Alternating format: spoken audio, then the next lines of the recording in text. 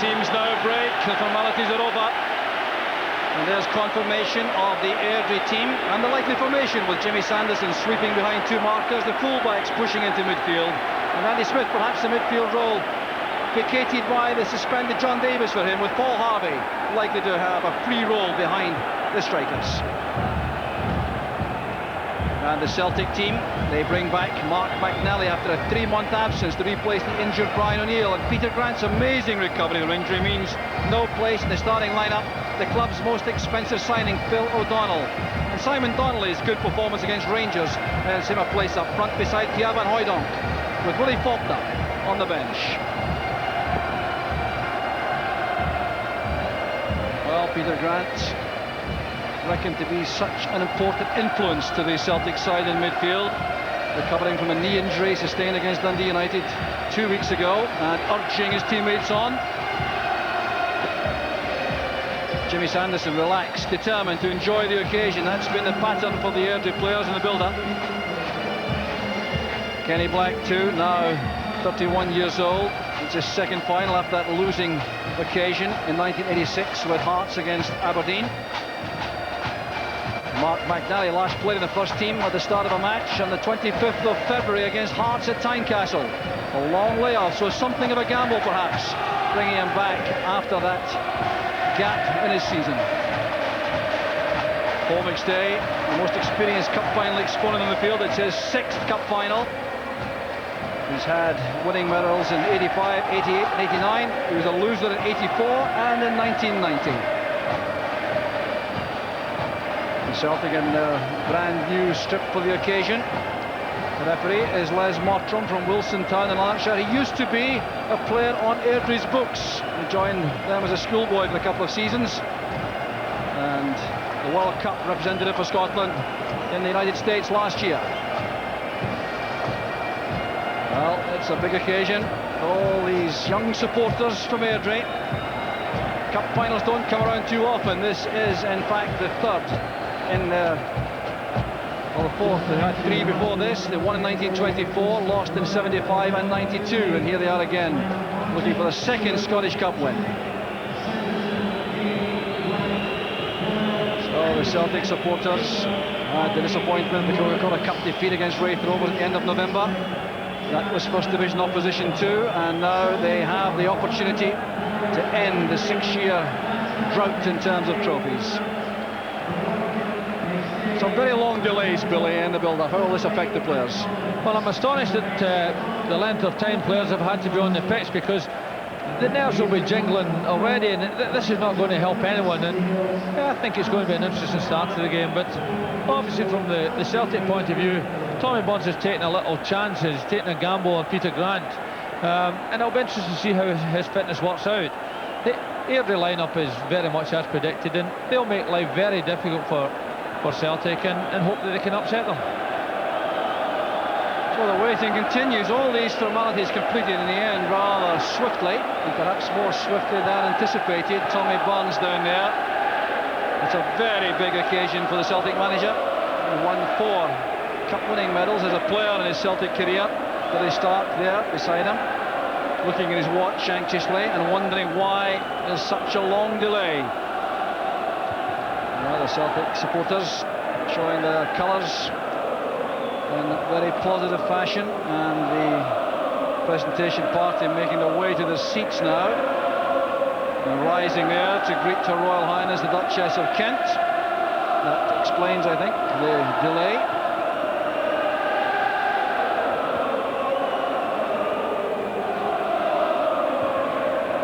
So the singing goes on around the stadium, making much more noise than you'd imagine for the size of the crowd. In the midst of that array of people is Rod Stewart, here to support Celtic. There he is. Tony Rocco there in front of them, well known also. And Joe Miller and Peter Heatherstone, Aberdeen player, sitting just in front there also. Joe Miller, man who scored the winning goal when Celtic last won a trophy in 1989 against Rangers here. I'm sure his allegiance will be with his former club here. So the toss of the coin is over. No, the Airdrie squad of 1975 has been invited here. Only one side of mission. The man of war number 4, John Mingus, has sadly passed away, so he's not here. The rest, though, here in numbers, invited by the club. Well, a very colourful setting, and the tense, anxious moments at the beginning of the match about to be endured by the players. Peter Grant has been talking to everyone since the players took the field, and he will be in at the kick-off with Pierre van Hooijdonk.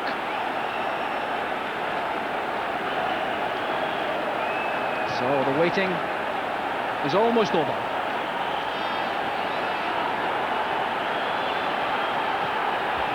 And yet it is 2 minutes to 3. It reminds us of the occasion 1976 when a goal was scored before 3 o'clock in the cup final by Rangers against Hearts. And that could happen again if the match kicks off now. The Tennis Scottish Cup final of 1995 is underway. The Celtic in possession, and the tactical manoeuvring started already. Paul Jack picking up Simon Donnelly up front for Celtic. Graham Hay has the task of looking after Pierre van Hooijdonk. Here's Donnelly with Jack. And the deflection there gives the throw to Airdrie. Simon Donnelly looks over to the referee, and a quiet word of complaint. So the settling-in process, crucial, particularly for Airdrie perhaps. Celtic coming into the game with all the responsibilities on them, though. They're the side who have to make things happen here. Donnelly's foul on Paul Jack. Simon Donnelly's only started one match since the Coca-Cola Cup final in November. That was against Rangers on the 7th of May. He's been subbed on 5 occasions since then, but a remarkable turnaround in his fortunes.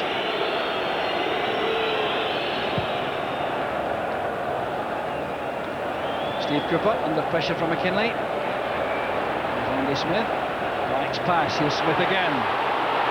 Lawrence is quick, so too is Boyd. And a late tackle there by Tom Boyd. The free kick's been given. Boyd trying to influence the referee by suggesting there was a dive.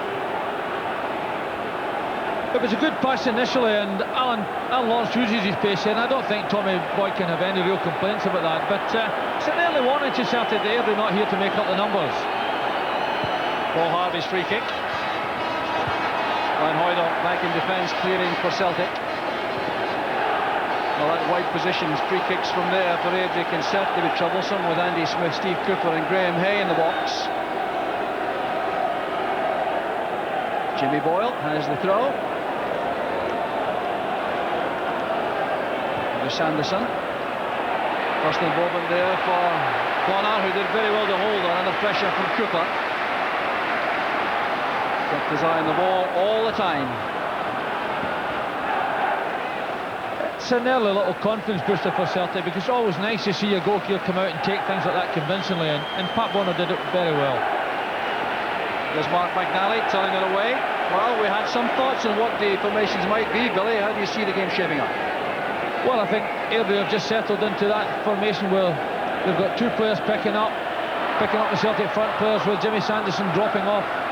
It makes the game that bit longer for them, but it makes them difficult to break through. And what Celtic, I think, have got to do, they've got to look for some cross runs from the front player, and they've got to look for that switch of play ball that puts the ball in behind the markers and draws Jimmy Sanderson out of position.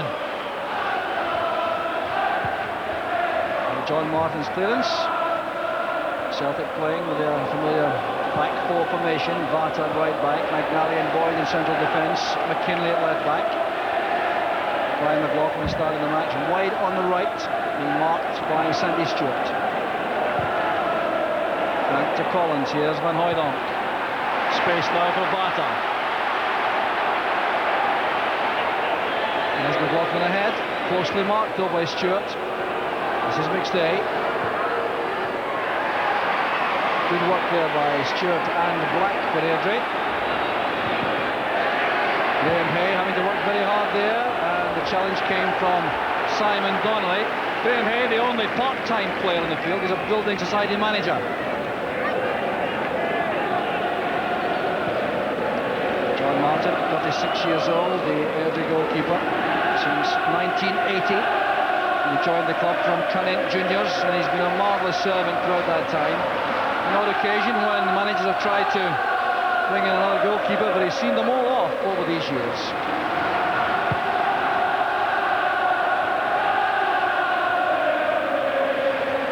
Andy Smith's header, that was Boyd. Well, the game for the moment being compressed into the middle area of the field. Paul Jack having to work hard on Simon Donnelly. That's Van Hooijdonk, a very good pass. This is McKinley in space. And good tidying up work there by Kenny Black, who matched Paul McStay's run into the box for Celtic. Very experienced player. This is exactly the type of thing that Celtic have got to do. They've got to play balls in behind the central defenders, and Kenny Black does well to get back there and match Paul McStay's run. But there's going to be a big onus on him to prevent Paul McStay from making that run into the box. Tosh McKinley's corner, clear header there from McNally. The golden opportunity goes a-begging for Celtic. No one picked him up. It's really careless defending here from here, because Mark McNally's allowed a clear passage there and really should be hitting the target with that header, because he's not got an awful lot to do to meet the ball, and he really should have hit the target there. Well, what a difference that might have made to the run of the game. Smith doing well again in the air for Airdrie. This is Bata. Samuelson back. No frills about Jimmy Sanderson defensively, takes no chances. Came off Harvey for the Celtic throw. Well, Airdrie had the clear thought about surviving for the opening 15 to 20 minutes, and had that goal gone in from Mark McNally's head, then the plans would have been in some disarray. Van Hooijdonk wins that from McLaughlin. This is Collins. Grant in the anchor role in central midfield. Van Hooijdonk's way off, that's McLaughlin. Neat for the play again. Turned away by Paul Jack. Well, Brian McLaughlin is likely the player to provide that extra bit of penetration for Celtic in attack. He does so very well in this situation, young Brian McLaughlin. It takes the player, defender uncomfortable. Really, he should be doing an awful lot more than that for a final ball, and that's one of the things that he's got to rectify in his game. The corner kick again being taken, an in-swinger by Tosh McKinley.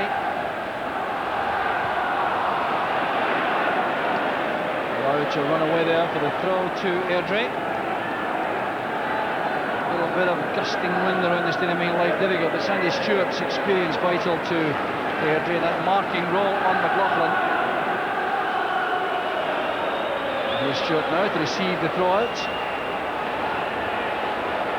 I think he does have a very important role this afternoon, Stewart, because Brian McLaughlin's the kind of player who can break up a man-marking system by going past a couple of defenders. Free kick conceded there by McNally. Steve Cooper was the player who was challenging. Steve Cooper determined to add a Hampden goal to the Wembley one he scored in the Leyland Daft Trophy final. And you're over against Birmingham City in 1991. It's up very well indeed for that. Celtic defence standing firm. Boyd in that new central defensive role, performing very well indeed for Celtic.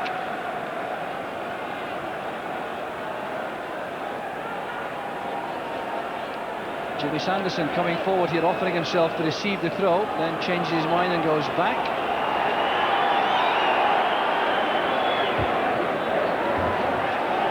Headed away by Boyd. Here's Boyle again. Donnelly sending that long. There's no one forward for Celtic, and Peter Grant has made a run of fully 50 yards to put pressure on Sanderson.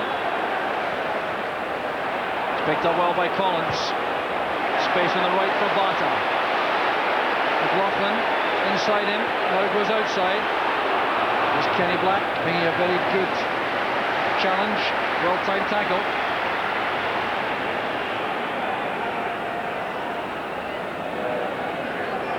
Bata now with the throw for Celtic.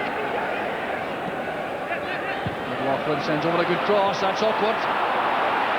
Jimmy Boyle scrambles the ball away, but only as far as McKinley. That's for Van Hooijdonk. Great header! And Celtic are ahead!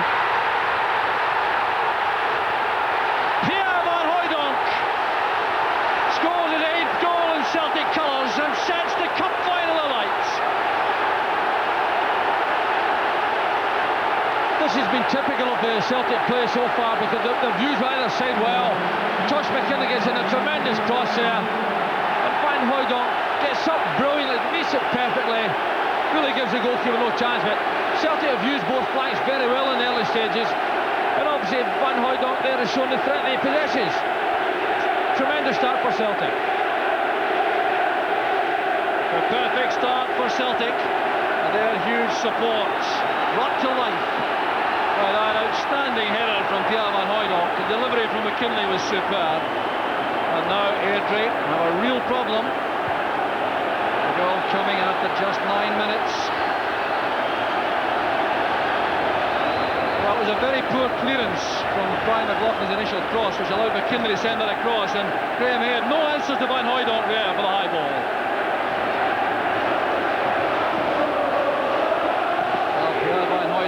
Looking forward tremendously to this occasion. One of the reasons he came to Scotland to join Celtic was that he hoped to be involved in occasions like this frequently, and then of course in European football after that. And that's what a win on either side this afternoon would mean. A place in the European Cup for his cup next season. Well, Tommy Bond certainly taking nothing for granted. Instructions coming from him and from Billy Stark.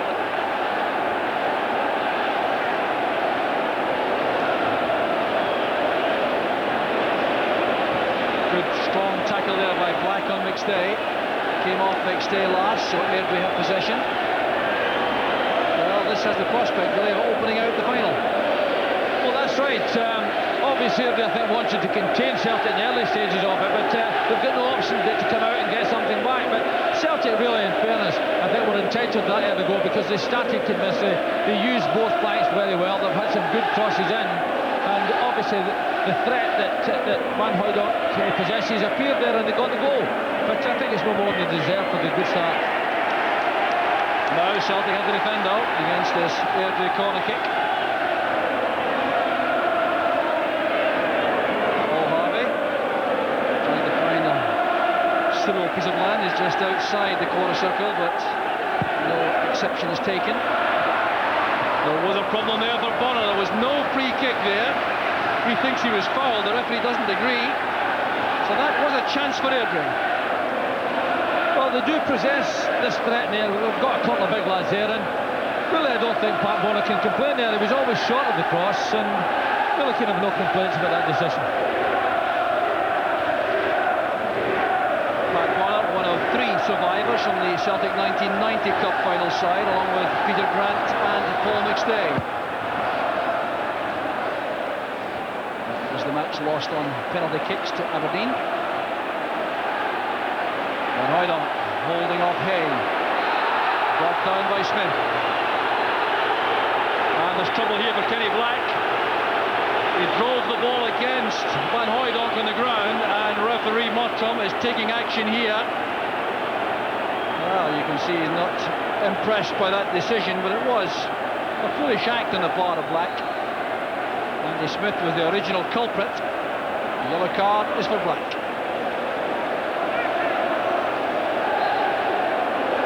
It's a Celtic's free kick. This gives Celtic the opportunity now to relax and put some passes together. They know their supporters will be totally relieved about that opening goal, and the pressure should be relieved somewhat. This is McLaughlin switching to the left.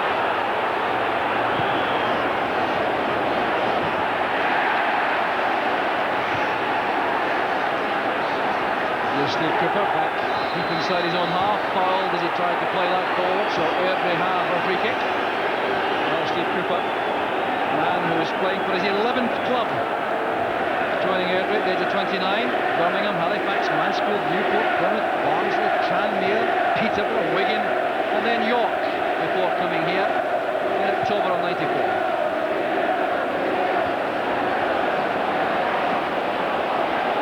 McKinley. Asking rather a lot with that attempt to play the ball up the line. So throw to Airdrie, and food for thought for Alec MacDonald on the Airdrie bench. Discussion there with John Binney.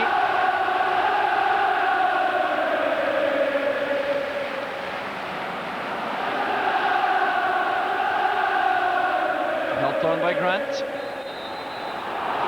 Donnelly leaning into Jack, turning him off the ball. The youngest player in the field, Simon Donnelly, just 20 years old. The youngest player in the Airdrie side is Andy Smith at 26 and a half, so a very experienced lineup. Then in by Boyle. Slightly misjudged by McNally, but he got just enough on that. Back with Black.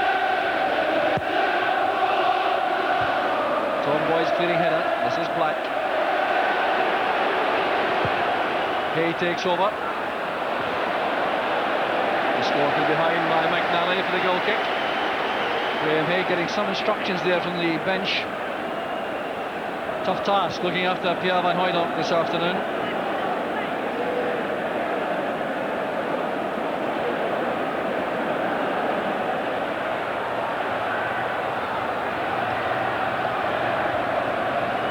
Shutouts in 24 matches this season until today for Pat Bonner.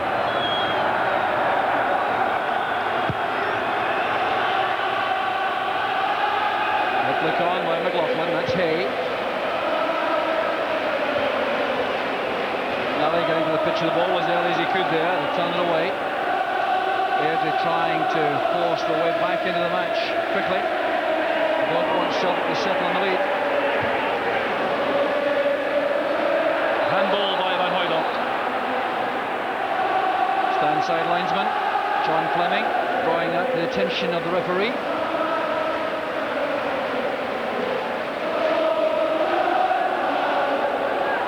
Sanderson with the free kick. Well won by McKinley. Donnelly's head up to Grant. Paul Jack very quick getting back there. Sanderson again trying a long ball aimed for Steve Cooper. Well, seeking out the front two early, always Jimmy Sanderson.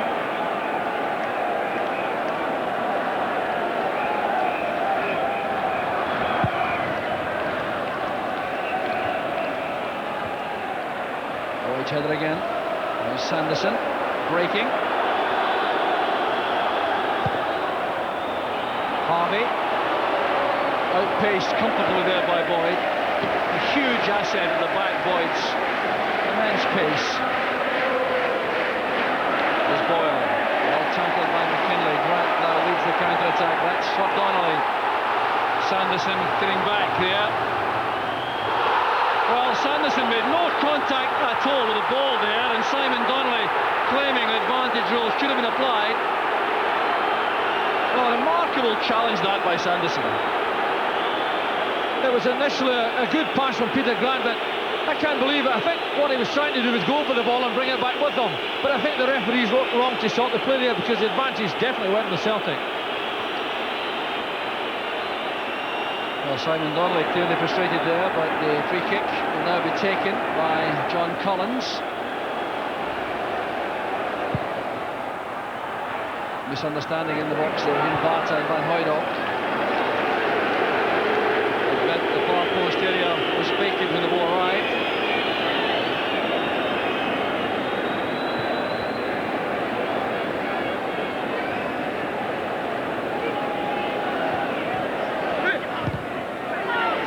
Donnelly and Hicksdale in the tackle there with each other.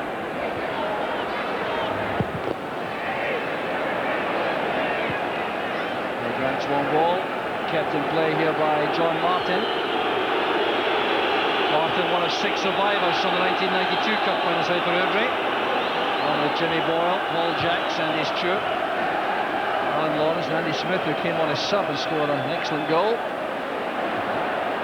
Collins played it long, he's caught late by Andy Smith.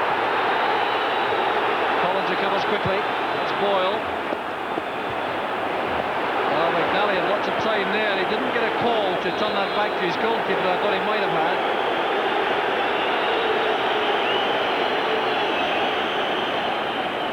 Harvey pushing forward more and more now for Airdrie from midfield to join the front two.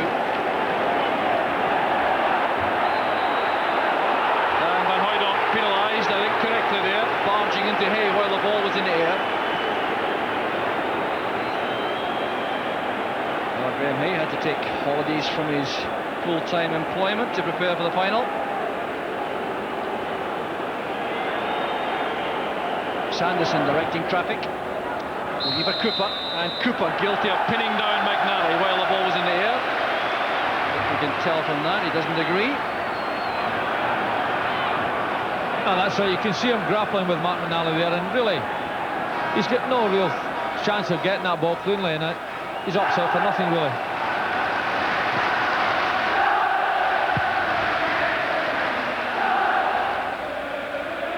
Slightly mistimed jump there by Hay, but he's enough there to concede the throw. Now you have the feeling here that the next goal would have a huge bearing in the game. If Celtic could get a second goal and build up that cushion, they may well go on to a comfortable performance, whereas Airdrie could change things dramatically if they could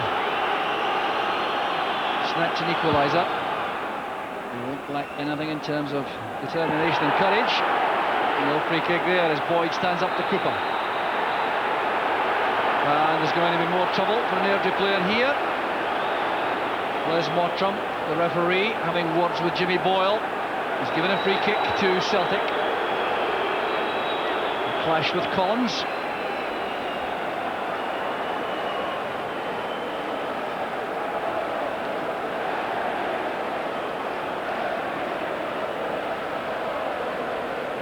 So Boyd has Van Hooijdonk with the target up front in the inside right channel.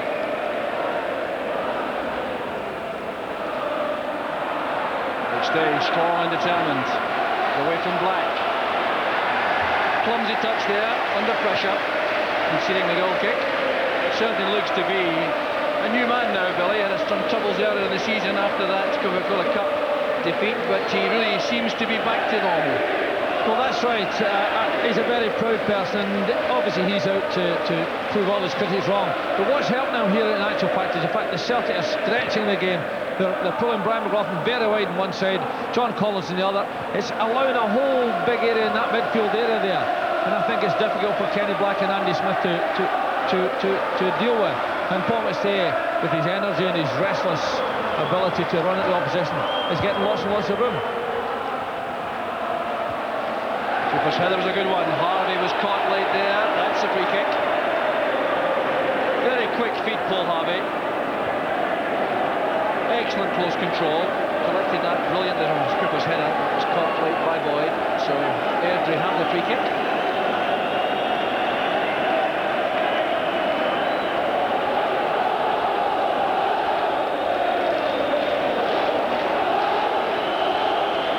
The big men are up. Hay joining Smith and Cooper.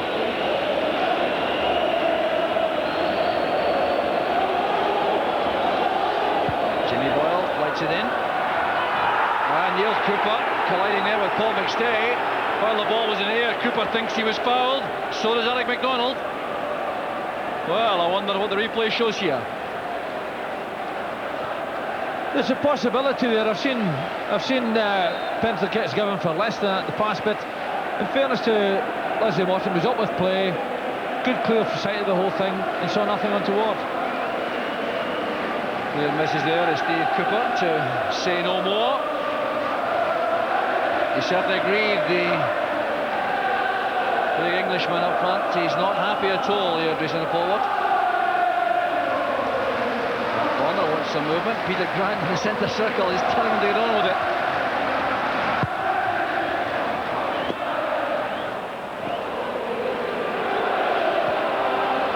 There's Black. Walked by McStay. Alec MacDonald very unhappy indeed about the refereeing. That's the clear indication there.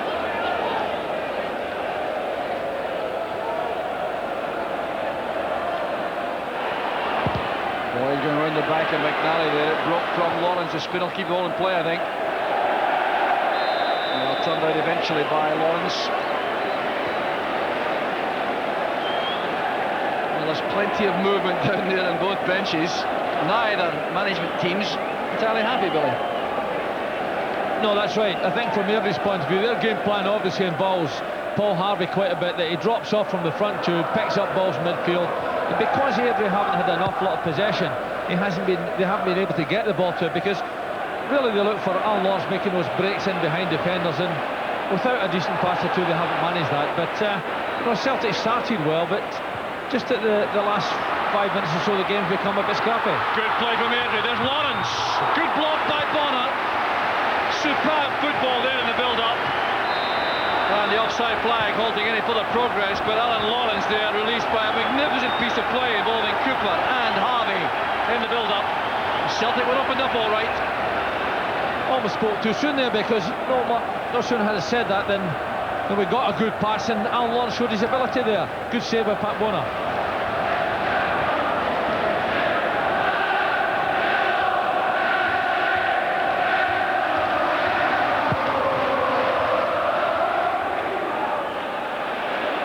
Stewart's clearance. Harvey can't reach that. That's McNally returning the ball. Well, Donnelly's the player penalised. A bit of jostling there while the ball was in the air.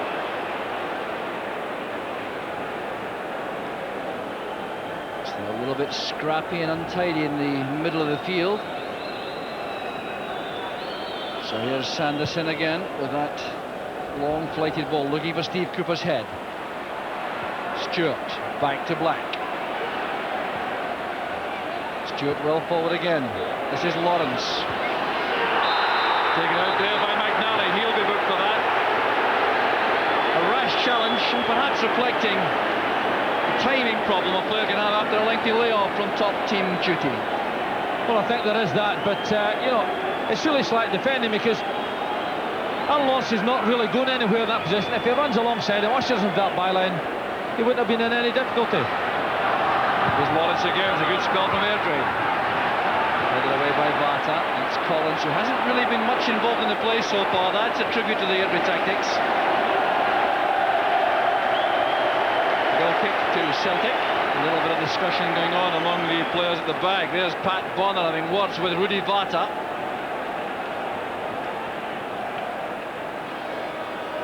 Well, Vata playing at right back. Hadn't played in the first team this season until the month of March. And he's only missed a couple of starts since then, coming out as substitute.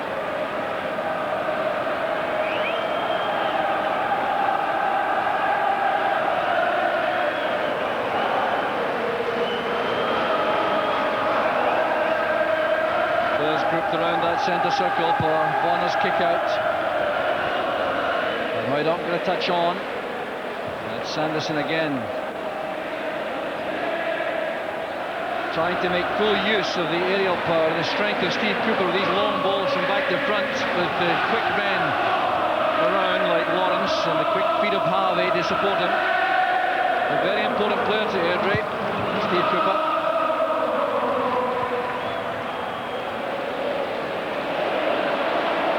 Good play from McStay. This is McLaughlin.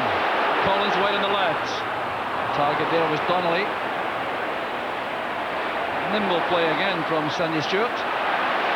Won well by Grant. The pass finds Van Hooydonk offside. Very close indeed, though. Good tackle started that off from Peter Grant. It was a good tackle from Peter Grant here, and quickly looks up, and I'm not convinced that Van Hooydonk was offside. Well, clearly from that 18-yard line replay camera, not offside. Going up the linesman though. This is Lawrence running straight into Vlata.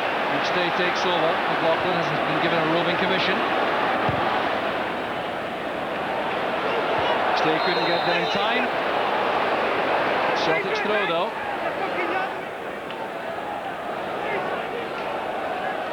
Well, interesting attacking options for both sides, with the big centre forward and the small man playing off him. Donnelly doing that with Van Hooydonk for Celtic, and Lawrence with Cooper for Airdrie. Vata to Van Hooydonk.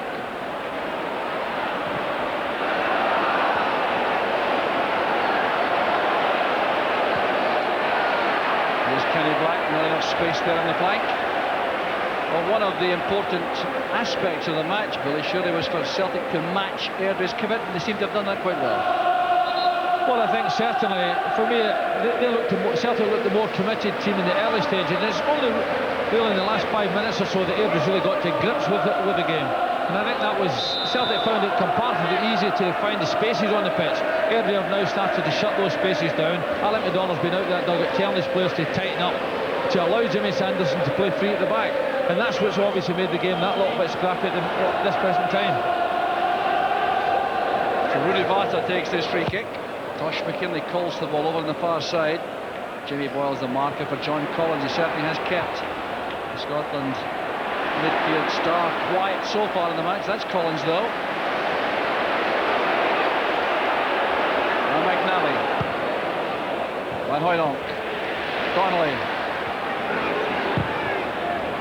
Well, just no one at all in that far side of the box for Celtic. By no means a bad ball from Simon Donnelly, an out-swinging cross from that area.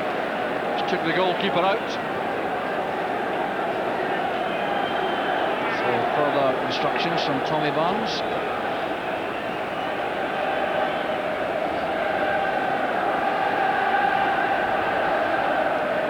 Unorthodox from Boyd, but effective. Picking up his knee there. This is Paul McStay.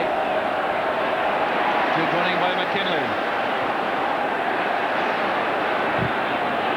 Strong challenge made there by Sandy Stewart on Brian McLaughlin. Ricochet gives the throw to Airdrie. It'll be taken by Jimmy Boyle. He knows every blade of grass in this pitch, having played for Queen's Park for 5 years before joining Airdrie.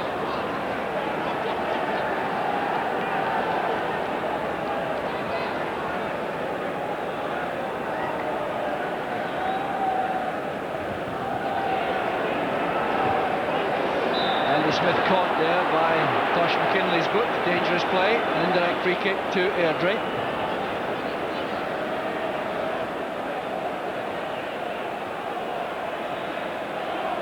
So Andy Smith makes his way into the penalty box. Use his aerial power beside Cooper.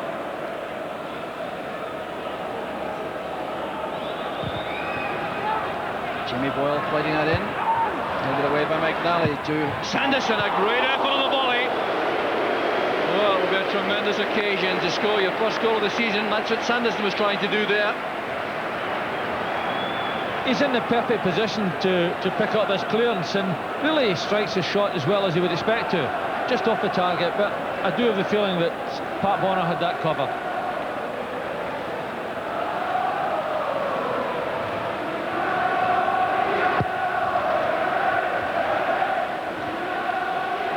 There's Alan Lawrence. Helping out wide for Boyle, advantage will applied. Awkward for McStay, and needed help from Boyd. Sanderson trying to play football from the back there. Graham Hay back to the high ball forward. It's Lawrence underneath that. There's Black. Well, trying to pick out a striker with that lofted pass forward. Kenny Black not happy at all. But Alec McDonald, the Airdrie manager, thoroughly agitated down below us. He really is not at all happy with his team's performance in this first half.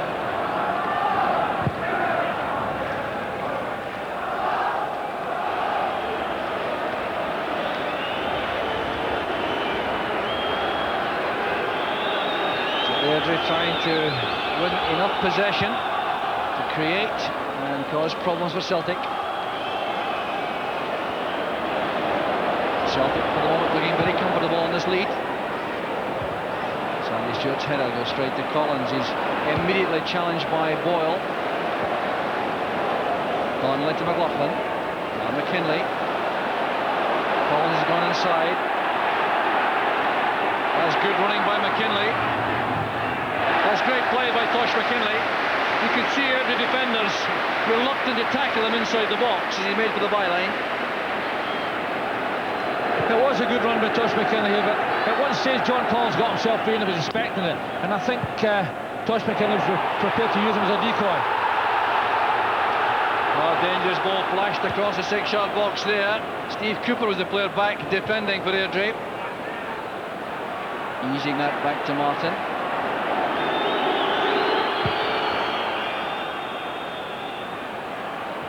McNally's header. There's no offside. Donnelly was coming back, having closed down John Martin in goal.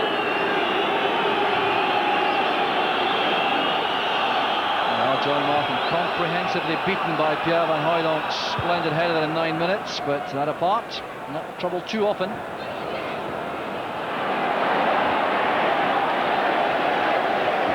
Lawrence turns it away, so it's a throw to Celtic. Well, there are indications in the Celtic ranks they're really quite happy with this 1-goal lead. There's no real urgency about taking set pieces and throws, and I wonder, Billy, if that is the correct approach. Well, I think undoubtedly they're trying to take the sting out of the game. They've got the early goal, they've got that cushion. They want to settle the game down, start making passes, start getting a bit of width about the game again. But Airdrie are pushing up now. They're trying to get their game plan in order, and they're pushing up, they're having a go, and Celtic are finding it difficult just at this minute to get the passing game going. Pierre Van Hooijdonk has gone down to the far side of the field. He appears to require treatment. That's why Pat Bonner has launched the ball out. So the big Dutchman waits for some attention here from Brian Scott, the Celtic physio.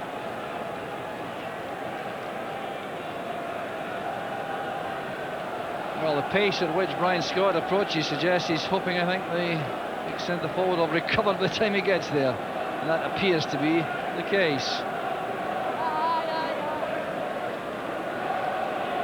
Well, difficult times for the Airdrie supporters. Coming here with real hopes of cup final success.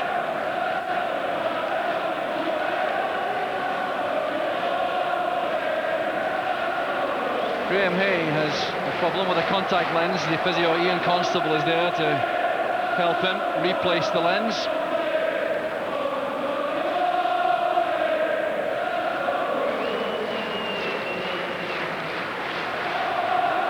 Well, the Celtic supporters cautiously optimistic, I think, at this stage that things are going the way they want. So referee Mottram comes across to check if Graham Hay has managed to replace the lens.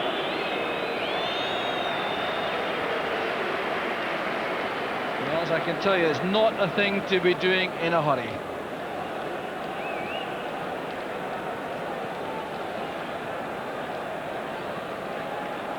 Let's hope it doesn't start his eyes watering as they are replaced for a little time.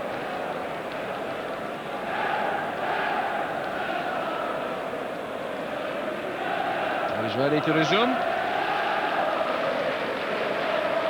Well, one certainty I think here is that referee Mottram will add on all additional time. He certainly broke the record at the World Cup in the United States last year, adding 13 minutes to one World Cup match involving Nigeria.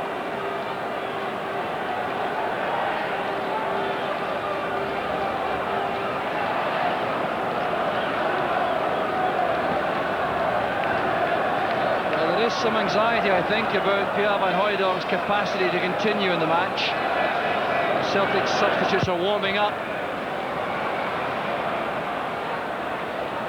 and it looks as though Pierre Van Hooijdonk is going to be withdrawn.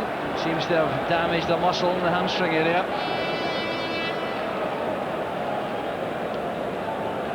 And Willie Faulkner is being prepared for action.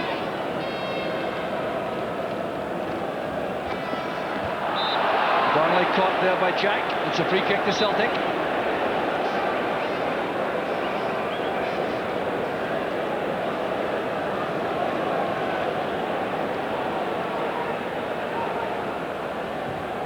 McKinley forward. Here's Donnelly. Next day under pressure from Black. Sanderson's clearance. Lawrence is on his own for Airdrie up front at the moment. That's a good turn to wait for support. Black helps it on. Here's Sanderson well forward. Now Stewart. Under pressure there. Here's McLaughlin. Misunderstanding there with Peter Grant, I think. Sandy Stewart doing very well for Airdrie. It's the Airdrie throw.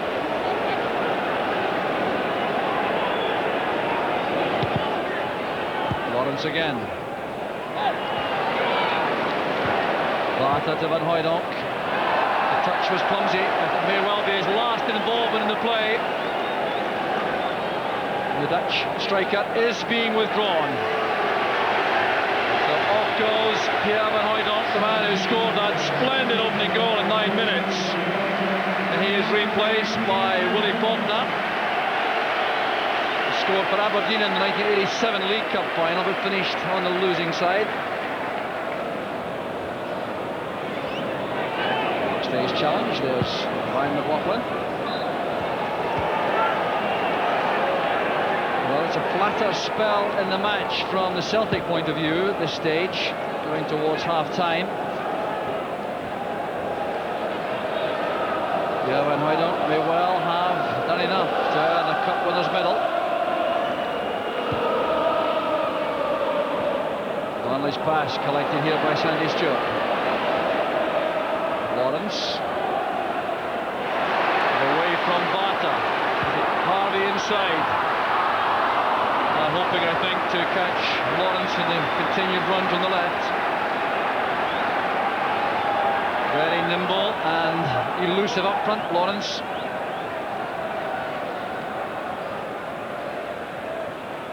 Yeah, bit by bit, Airdrie crept into the game, and we see Alan Lawrence here. He's looking to pick up Harvey, and they've started to get a little bit of space just outside the Celtic penalty area, and that must be disconcerting for Tommy Burns.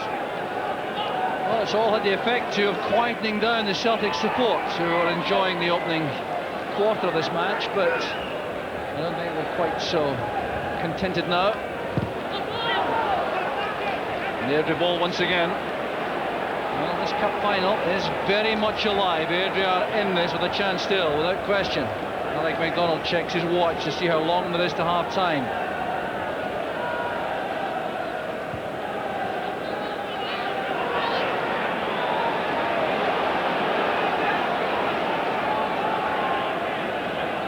Stewart's throw.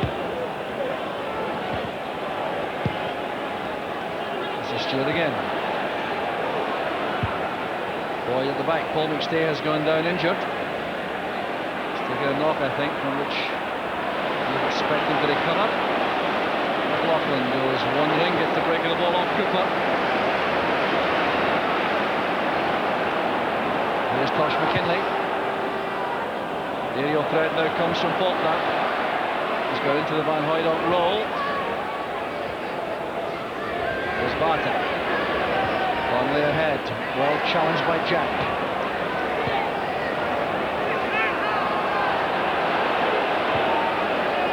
Right, switches the play. That's good play from Celtic. Here's Tosh McKinlay. And Jimmy Sanderson spotted the threat coming there from a former Hearts teammate. Steve Cooper winning that from Boyd. Grant was quick enough to get there ahead of Lawrence. Calm play there from Pat Bonner. Value of experience clear again. Faulkner helps it on. Donnelly is offside, although I suspect the referee might have given a free kick against Faulkner. Whistle certainly went quickly. It was an interesting aspect because Jimmy Sanderson had ventured forward when that happened, and he was out of position, so Airdrie defenders wisely just stepped out. There you are, you can see he's clearly gone offside. And the player now receiving treatment is Celtic captain Paul McStay. Damaged right arm. That's the problem. Perhaps requiring some reassurance from Brian Scott that there's no significant damage.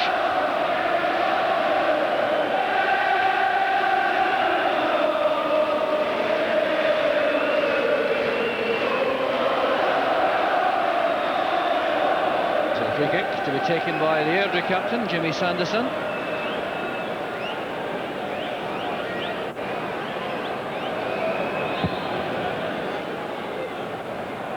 Andy Smith got a touch on. McNally in good position though for Celtic. That's McStay. Faulkner beaten by Hay. This is McLaughlin. Retains possession very well indeed. There's McLaughlin. With his 21st birthday this month. Giving that away though. Here's Donnelly. Now McLaughlin. Once again, the most persistent criticism of Brian McLaughlin is his final pass in wide positions, and there's real justification for that criticism. It's real careless defending, and Simon Donnelly spots Brian McLaughlin. Lovely little ball inside, but a wasted final pass eventually. Stay in Black. Tough collision again.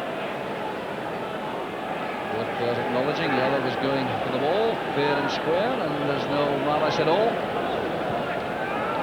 Faulkner using his strength to hold off Hay. Harvey nips the ball away from Paul McStay.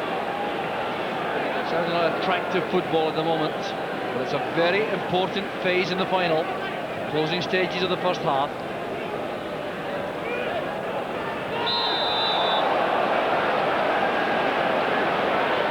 So Airdrie have the decision this time, and Graham Hay still in a little bit of trouble with that left eye.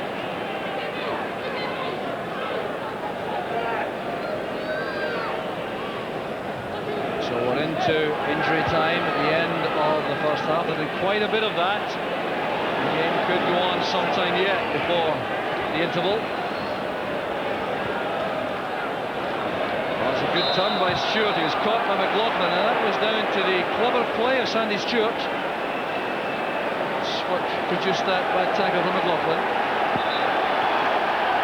So a chance for Airdrie late in the first half to equalise on this free kick. And Mark McNally get a very important touch there, but still the pressure remains on the Celtic defence.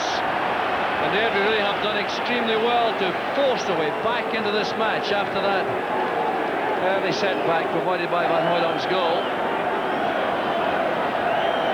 Paul Harvey will take this. Queuing up for the header there, and Pat Bonner stayed in his line. It's another corner kick. Queuing up there, and Bonner took the decision to stay on his goal line. He might have been punished for that. They do have this threat there, and they're not, Big Andy Smith's not all that far away from getting a good header on target there. There's Kenny Black, near post ball, won well by Faulkner. There's Donnelly. Now Vata. That's a good pass from McLaughlin. He's on his own for the moment. Needs support through the middle. Jimmy Sanderson trying to slow him down there. And once again, McLaughlin's final pass lets him down. And another chance here to cause some problems. More orthodox ball. Grant looking there for Vata. Almost a good ball, that. Vata well forward, supporting the attack.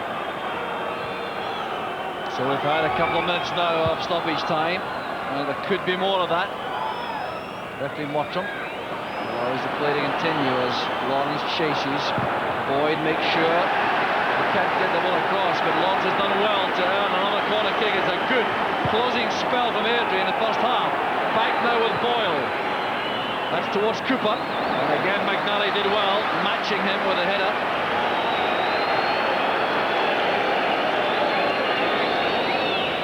Kenny Black again.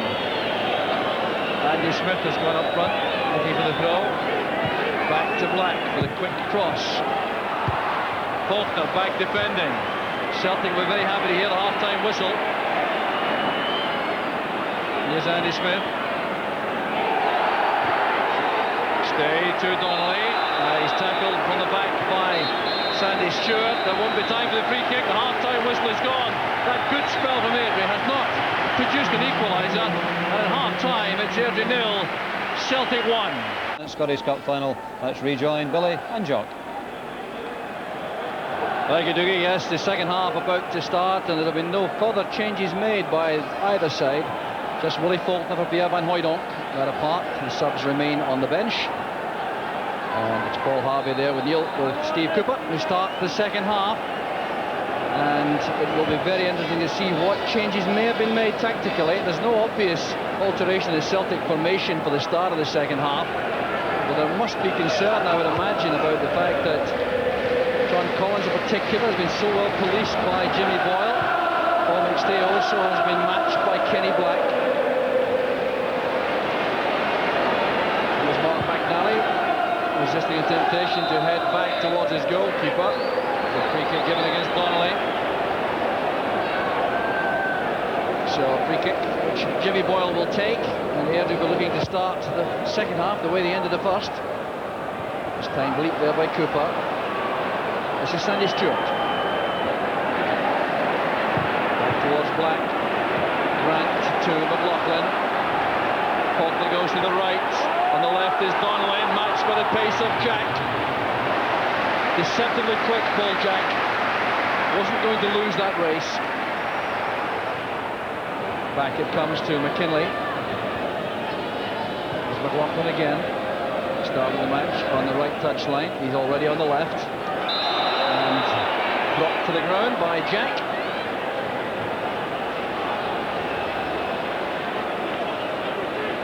So the free kick has McKinley and Collins over the ball. Collins getting some respite from Jimmy Boyle's attentions. Donnelly hoping to reach the byline there, and he's stopped by Sanderson. Here's Steve Cooper. Strong defending initially by Boyd. Well, the decision goes Airdrie's way, and there will be a hold-up before the game can continue. Jimmy Sanderson now has suffered an injury. The left knee is the problem. So on comes the physio, Ian Constable. And the further delay in the proceedings. It has been a stop-start kind of match so far. Hasn't been able to flow, and that really, Billy, couldn't be in the interest of Celtic to have the game stopping and starting so much. No, that's right, but I think we're in for an interesting second half, and I do feel that Alec McDonald will be pleased with the way his team finished that first half. I think what he'll be looking for, just a little bit more, he'll be looking for Steve Cooper and Al Lawrence to push the Celtic defenders as deep as he can, so that it allows that little bit of space just behind those front players for Paul Harvey to pick up the ball. And if he can pick it up there and start threading passes through to Al Lawrence, then Celtic will have difficulties. Equally, they indicated in the first half that cross balls could be a problem. They've got a bit of height in the ranks, and if they get some good deliveries, then I think Celtic could be in trouble. Equally, Tommy Burns will have enforced his opinion that his players have maybe got to compete just that little bit more than they did latterly. So anxious time still for Billy Stark and Tommy Burns there as Sanderson recovers. Doesn't appear to be entirely happy yet. Airdrie throw taken there by Boyle. Harvey forward, looks Lawrence, not enough room there to work that pass to Andy Smith. Well, Lawrence turned out to be a key man up front for Airdrie in the closing stage of that first half. Headed well against Faulkner. This is Collins. Space on the far side for Bata. McLaughlin comes short. McStay goes on the outside. And Donnelly offered himself inside, but Bata couldn't pick out any of his teammates.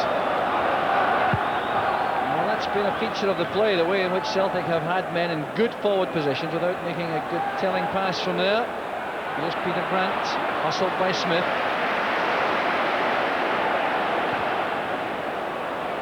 Bata to Donnelly, that's good play. McLaughlin, Donnelly again. Two youngsters up front combining well. That's good play by Donnelly. Aiming for McLaughlin, a dummy in the end. Here's Faulkner. Grant to Collins. McKinley goes wide. Faulkner's headed again. It's controlled well by Jimmy Boyle. It was a pass back though. That's why it had to be taken first time by Martin. And Bata takes no chances.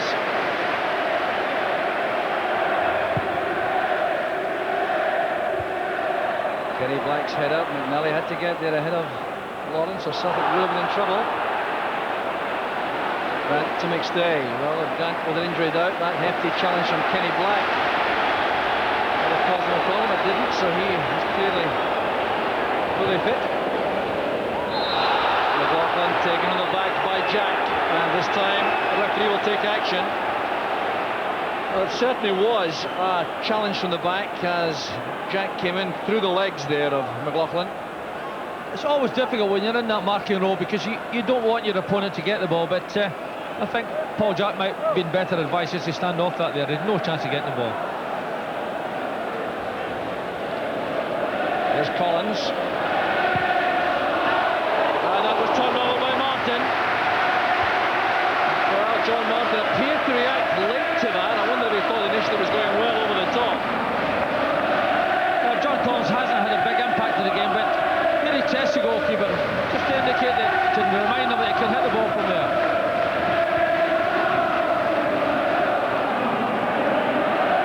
Jimmy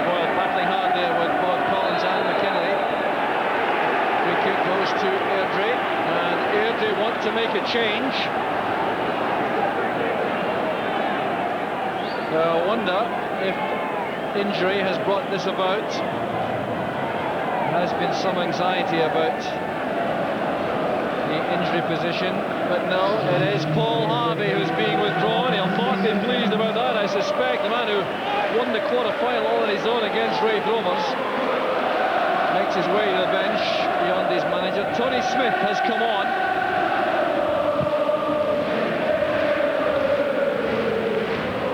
Smith is pushed forward wide on the left for Airdrie, trying to stretch that Celtic defence. Donnelly did well, laying that back to Collins. Donnelly's return pass, here's Collins again, colliding with Paul Jack.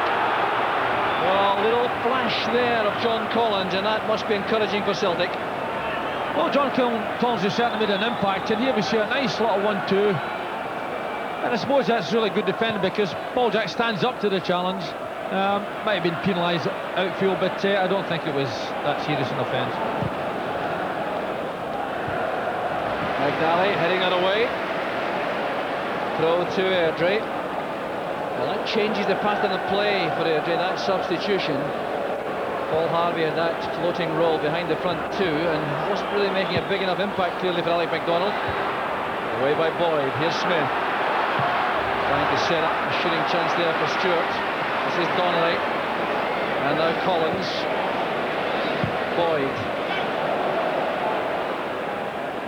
Bowler shooting Brian McLaughlin.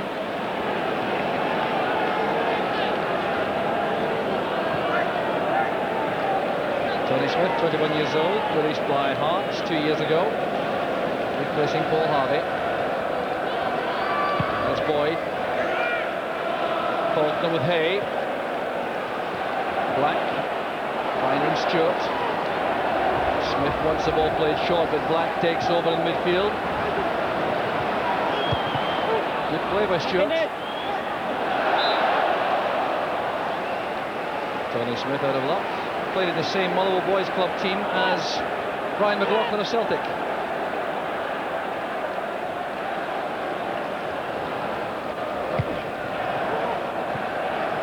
Headed on there by Jimmy Sanderson. That's Grant. Chase here for Faulkner. He's done well to reach that. Allowed to go by Hay. Headed chance here for Collins. Totally unmarked.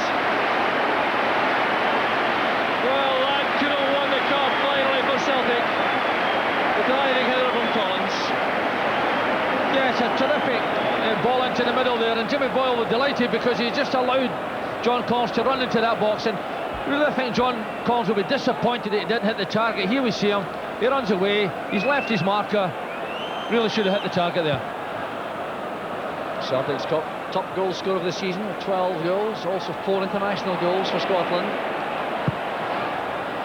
It's a very difficult time in this final, getting some freedom from Jimmy Boyle. Alan Lawrence now, the latest player, to require some attention. So once again, the flow of the play is broken up here.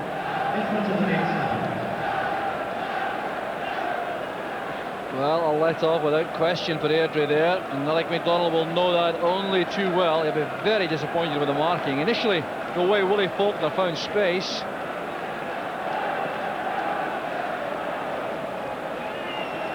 Yeah, that looks a sore one, doesn't it? They would miss him if he's injured and got to go off, because he does supply that little threat of pace that's often so important. But really, I think Alan MacDonald at this stage will be disappointed because his team seemed to have lost the impetus that they had in the second part of the first half. So Lawrence happily fit to resume. Willie Faulkner's header. There's McStay. McLaughlin back to Varta. Graham Hay stood up well to that dummy from Willie Faulkner. McNally settling in now.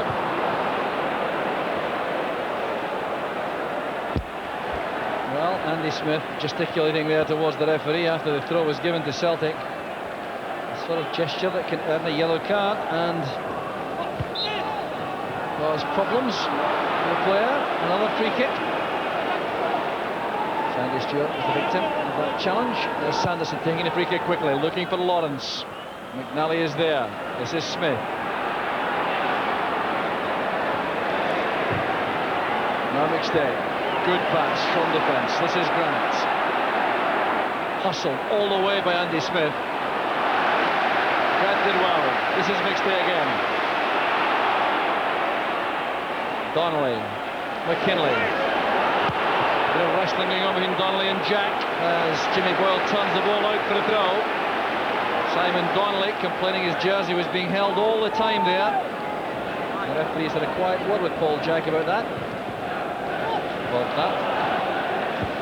Tackled well by Hay. Graham Hay joined Airdrie from Clydebank in January '94 along with Paul Harvey. Good piece of business for Airdrie.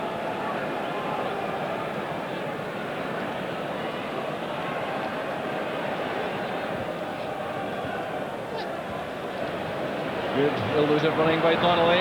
Needs some help now though. Eased out of that by Andy Smith. That's one for Smith to chase. Tony Smith, that is. And Bartha did well. He had the break of the ball to help as well. Here's Brian McLaughlin. Well, he was casual as he arrived at the ball there. He certainly has had plenty of possession, the little Celtic player. And there will be another hold-up here. This time it's Paul Jack who requires some assistance from the physio.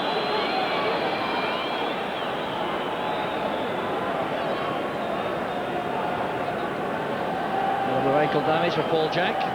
Joined the club from Arbroath. And has been an excellent servant over the past 6 years. The Celtic supporters waiting anxiously, I think, for this match to end. It hasn't been the kind of flowing performance they would have been hoping for, especially after the boost provided by Pierre van Hooydonk's opening goal.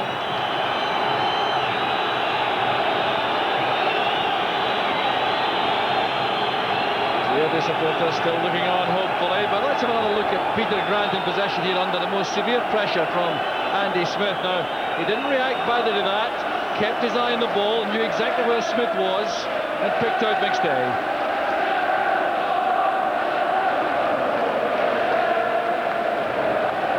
Sanderson. Apologising there to Tony Smith for the way in which that ball flew over his head.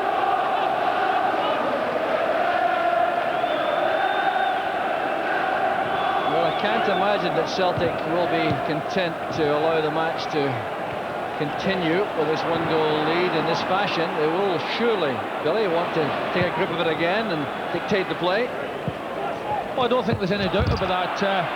A one-goal lead is too fragile to sit on, and really Celtic will be wanting to develop the play, get a real stranglehold in midfield and start to get the front players involved in the game.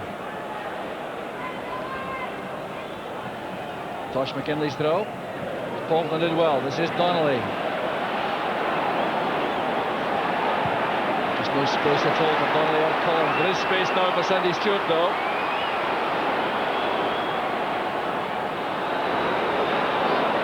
It's held up there by Paul McStay, and a free kick goes against the Celtic captain, and I really share his little sense of disbelief there. Didn't appear to do very much wrong.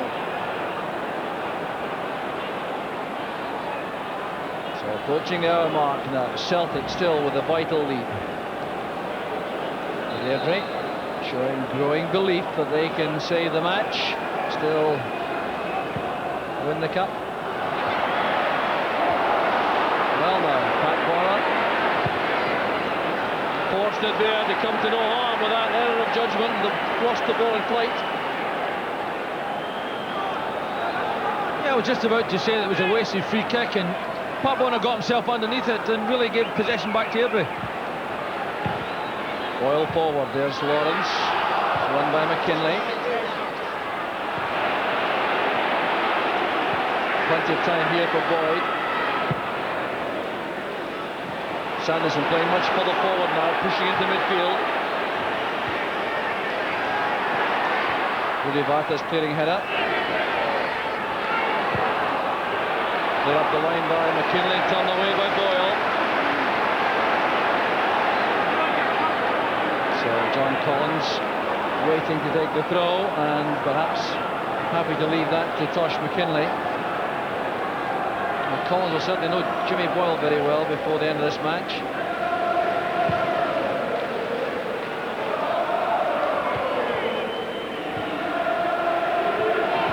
Black to Boyle.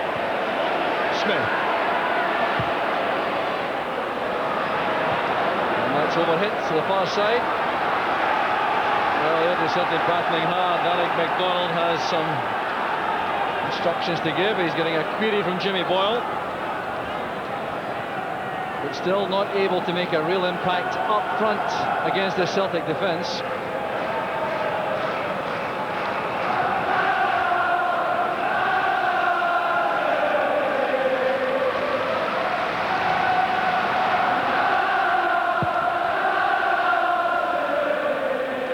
Paulson did well again, so did Donnelly. Chase here for Kenny Black. He's closed down very well by McStay, and Jack made a very important tackle there in McLaughlin. Well, in goes Kenny Black, searing into that challenge, complaining he played the ball. Left McLaughlin on the seat of his pants. Kenny Black's been booked already, of course. Yeah, he's living a bit dangerous here. He probably does get the ball there, but it's just a little bit impetuous, and that's it. Yes, he can't afford to take a chance. Free kick given for some pushing there by John Collins inside the area, going for the cross ball. Well, as quiet as we've seen John Collins for some time in a major match for Celtic. That's a tribute to Jimmy Boyle, his marker. Very determined character, former Queen's Park player.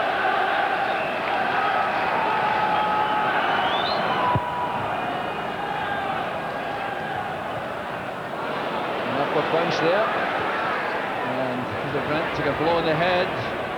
Steve Cooper once played to be held up. Allowed treatment for Grant. Referee Mottram has a look.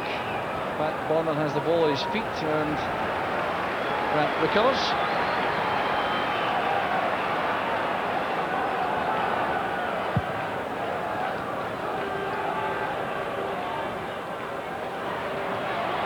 McLaughlin to Collins. Good running by Faulkner. Tackle came from Sanderson. Celtic have the corner. Chance for Mark McNally to go forward to join the attack.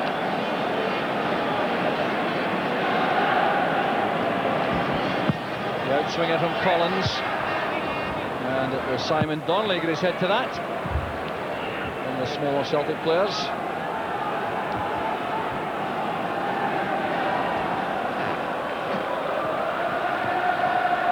So the game edging on now with a little over 25 minutes remaining, and Celtic not looking, Billy, really convincing at all. No, they're not comfortable at this stage, but equally you've got to consider that Airdrie this half really haven't posed a threat at all.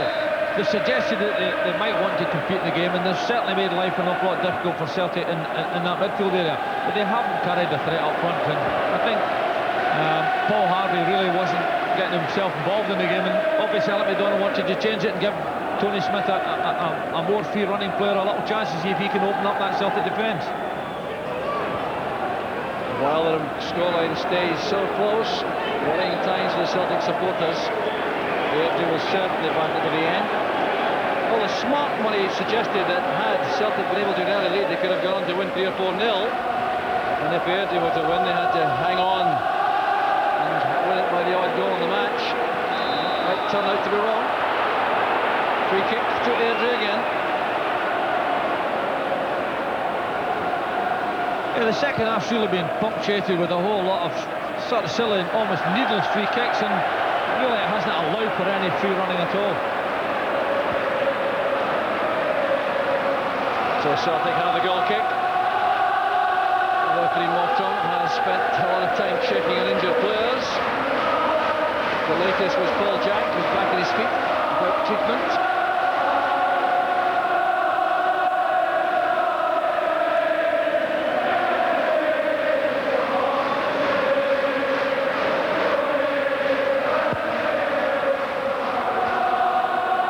Celtic are pushed by McLaughlin much further forward now. Free kick would have got to be taken further back. Kenny Black, the culprit, booked earlier in the match and really living dangerously as we go into the tense closing stretch in the match. Here's Rudy Vata with a free kick. He wins it. McLaughlin to McStay. It's for McLaughlin again. That's very well won by Black. Sanderson's clearance helped on by Tony Smith to Lawrence. Again, the pace of Boyd important to Celtic. Good pass from Black, the first time ball, releasing Boyle. Lawrence wins it back from McKinley. The throw again to Airdrie. Well, there's such a lack of conviction about the Celtic play, you wonder just what effect an equaliser from Airdrie might have on the procession of the game. Steve Cooper's header back, swept away there by Grant. There's Grant again. McLaughlin to Collins.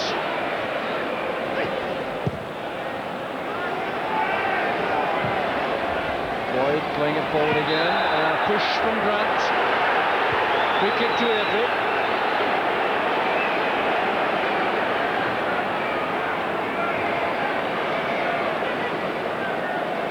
Graham Hay goes forward, that's why Boyle is waiting.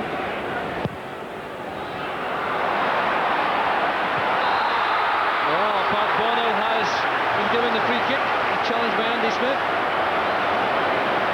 Decided to come a long way for that in the end, the Celtic goalkeeper.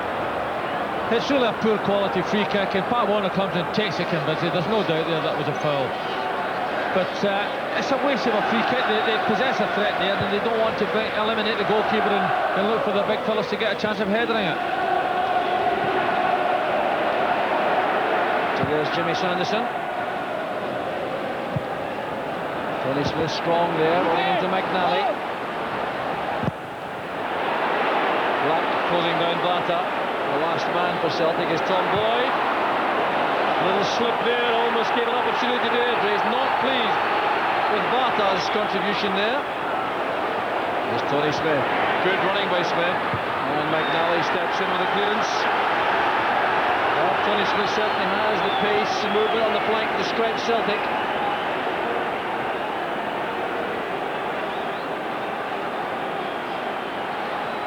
Airdrie pushing men forward into that area.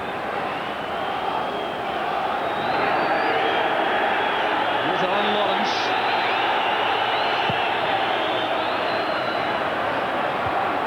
Off the head of Cooper.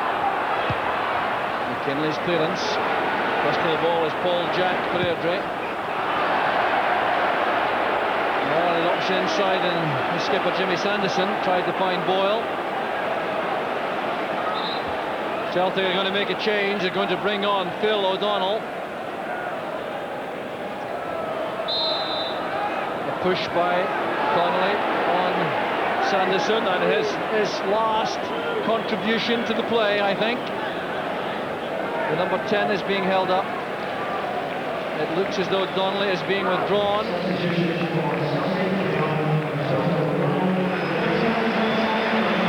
So Donnelly goes off, and Phil O'Donnell goes on, looking to win his second Scottish Cup winners' medal, having been in the Motherwell side in 1991, along with Tom Boyd. And he scored a goal in that match. So O'Donnell and Boyd trying to have the distinction of winning Scottish Cup winners' medals for two clubs. So here's Jimmy Boyle with a throw. Lawrence comes short. McNally attacking that, so is Vata. And Steve Cooper trying the acrobatic overhead effort. A rueful smile on his face as he gets up. It's a better quality ball into the box, but really Steve Cooper tries something there that's almost impossible, I would have thought. But that's an interesting substitution that Celtic have made. It looks to me, and it'll be interesting to see how it develops, that that Willie Faulkner's going to play a role up the middle himself, and Brian McLaughlin and John Collins are going to come from either side to allow that space in the middle for Phil O'Donnell to break into. At this particular point, Brian McLaughlin has gone straight up front beside Faulkner, but yet another foul. The game has been punctuated by niggling fouls, especially when the ball's in the air, a little bit of jostling going on, and referee Mottram pinning them down very diligently. So another free kick. Andy Smith signalling for the ball. Put his head to that. Well cleared inside the area by Collins. Chase on here for Hay with Faulkner.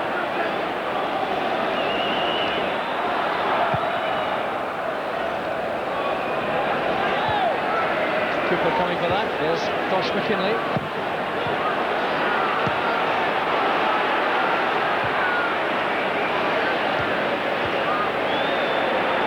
Here's Graham Hay. Wallace did well to keep that in play. The tangle with Boyd. Good by Keeler, that allowing McKinley to complete the clearance.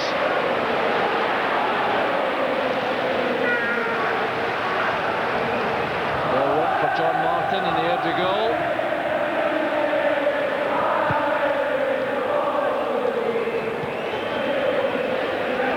Boyd looks up, he sees the run made there by O'Donnell.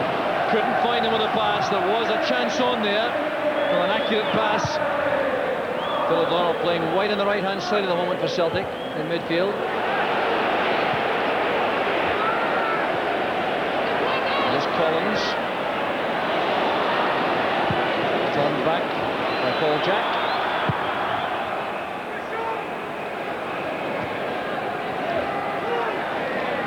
Now Collins. Tangled legs there. Well, the free kick is given against John Collins. Now he's being held off by Alan Lawrence, and he reacted by wrestling him to the ground. He's going to be booked for his trouble. I think that reflects the Collins frustration of the whole proceedings this afternoon. Yeah, it's a little bit silly, but it's a little bit of skirmish there. He gets involved in that challenge. The ball gets knocked back in. And really, John's trying to wrestle his way back into that. And really, it's maybe just an indication of how frustrated he's been. Well, they just played a book. John Collins joining Mark McNally of Celtic. Paul Jack and Kenny Black of Airdrie. That's Grant. Airdrie won it back, looking very hungry again. McNally at full stretch. That's O'Donnell.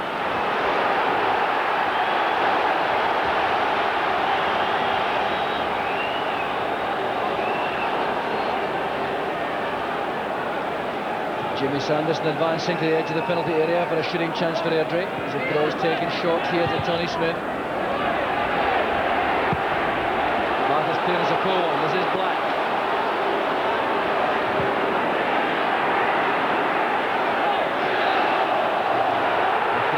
To Airdrie.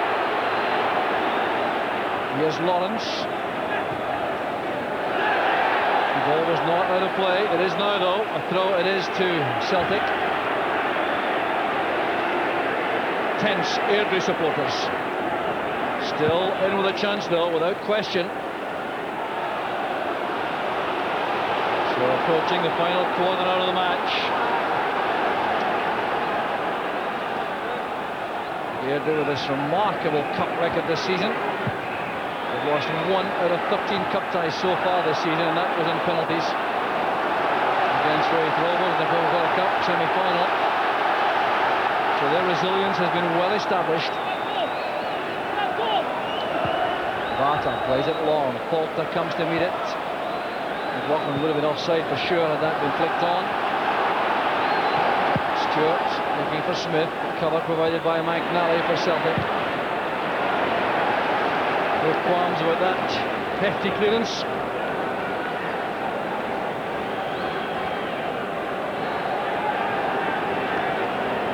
And the ball taking some time to come back from the Celtic supporters. Well, they would undoubtedly like to see the cup won in real style, these Celtic fans, but winning it is more important.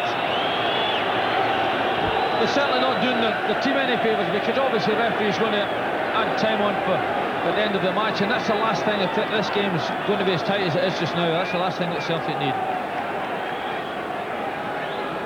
Here's Kenny Black with the throw.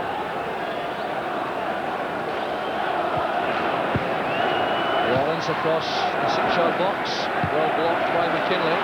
Here's Black again. Collins back defending.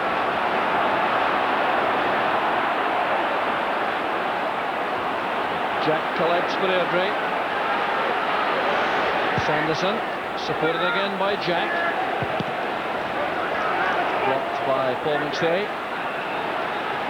Celtic, the team now doing the chasing to try to get possession back. Airdrie, again, enjoying a good spell of possession.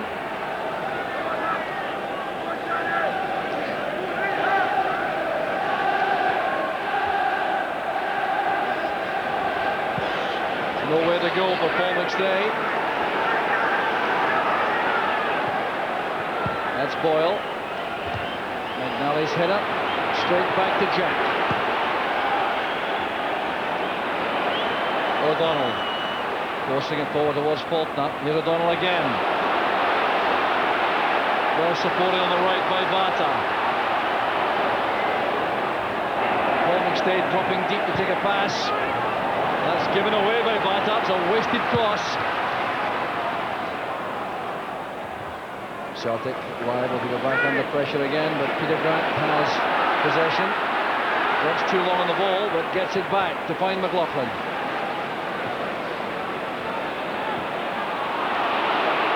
Well, every pass from Grant there appeared to put McLaughlin in more trouble. He's won it back. Foul twice there.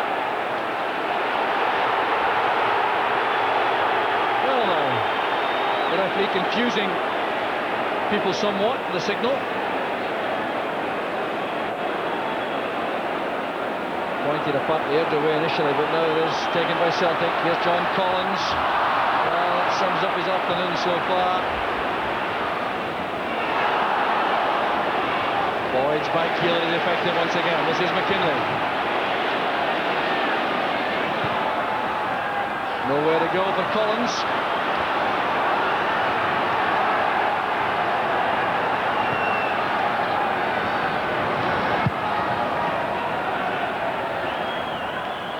Great leap there by Cooper.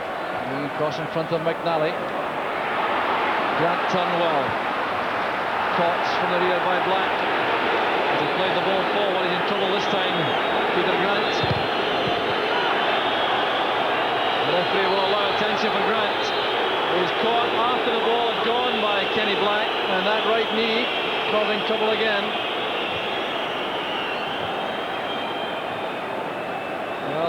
Kenny Black was involved in that, trying to make a challenge as the pass was being released by Grant. Yeah, the situation is Peter Grant lets the ball running. Really kind of it's this challenge here that makes all the difference, and certainly the ball's well away there, and really Kenny Black is living very, very dangerously. You see a protective strapping there on that right knee of Peter Grant. That's the one which almost cost him a place in the final. They're very anxious to see this out. Both substitutes outfield have been committed. Well, the Celtic supporters will be delighted to celebrate a cup win if the score stays the same, even although the performance has been less than attractive or convincing.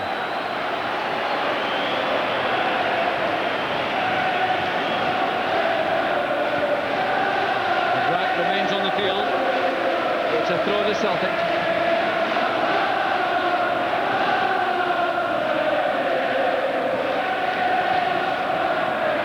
Jack was caught by McLaughlin. Another free kick.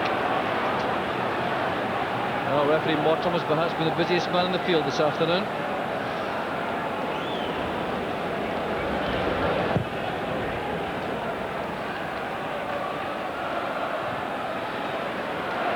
A long chase for Willie Faulkner.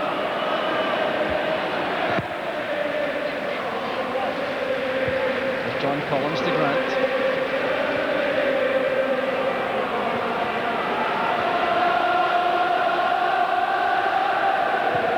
McNally playing that towards the corner, allowing Faulkner to chase again. Hay gets there first. fault, they're hoping for a corner kick. But it's an Airdrie throw. Tough task for Graham Hay, initially against Pierre Van Hooydonk, then against Willie Faulkner. Looks as though Airdrie will make their second substitution any minute now. Here's Andy Smith. Jim McIntyre preparing to come on. So last throw of the dice from Alec MacDonald, because McIntyre's a striker. And they're going to withdraw a defender to bring on a striker. Graham Hay will be the player withdrawn. Well, he certainly has battled manfully in the Airdrie cause this afternoon, beaten by Pierre Van Hooydonk for that high ball from Tosh McKinley, from which Celtic scored the only goal of the match so far. So now living a little more dangerously defensively with Jim McIntyre on for Graham Hay.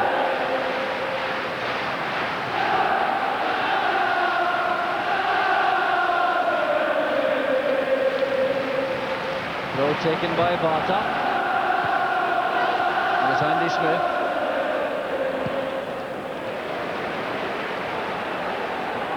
So some reorganisation for Airdrie. Tony Smith has dropped deeper into the left back position, attacking left back with McIntyre ahead of him. Free kick is given against Celtic. Rudy Vata penalised for that challenge on Jim McIntyre. He used to be with Bristol City, celebrated his 23rd birthday on Wednesday. A chance for Airdrie without question from the set piece. Still 1-0 to Celtic. The free kick is sent in. Comes to no harm there. Appeals for handball there for the Airdrie players. Appears nothing deliberate about that. Black tackling strongly. Here's Tom Boyd. Hasn't been upfield in the match so far. Loughlin with Boyd. Over on the far side, there's Phil O'Donnell. Here's Faulkner. O'Donnell screaming for the ball in space on the right. Goes to McLaughlin. And once again, Brian McLaughlin's cross not good enough for Celtic. Here's Lawrence in behind McNally. A chance for Airdrie. In goes Peter Grant. Excellent play by Grant. He's injured again. Clearance there by McNally. Grant is in trouble this time. It's out for the throw and the referee will allow treatment, I'm sure. Mark McNally and Peter Grant requiring attention. Grant clearly in considerable pain.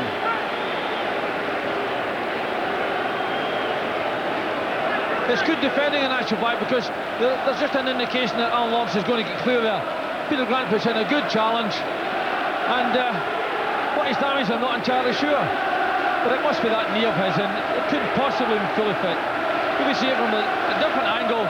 Alan Lawrence is much hit the box, and timing of the tackle is excellent. Takes the ball clearly and cleanly.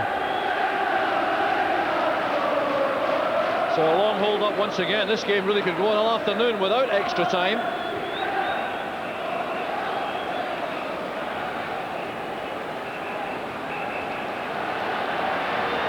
So Peter Grant recovers. He has now been named the Tennent's man of the match for his performance this afternoon. Very influential for Celtic.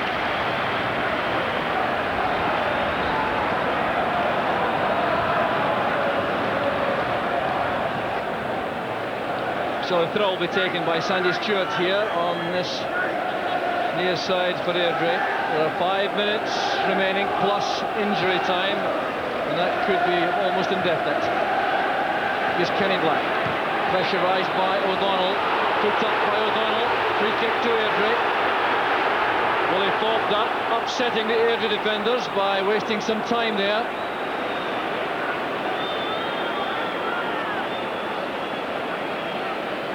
So here's Sanderson.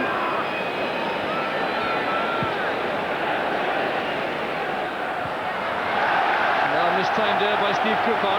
McNally ducked to let the ball go behind for the goal kick. So Celtic easing their way in uncertain fashion to the Tennent's Scottish Cup. The supporters wait anxiously there, taking nothing for granted, I'm sure, at this stage. But remember, the Coca-Cola Cup looked to be won until Gordon Yale scored right over 6 minutes from the end.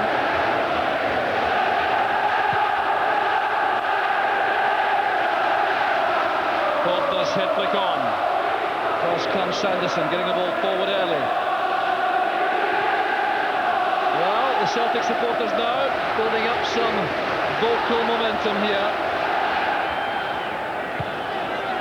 Clearly risking celebrating a little bit prematurely, and certainly Airdrie not showing many signs that they can find a way through.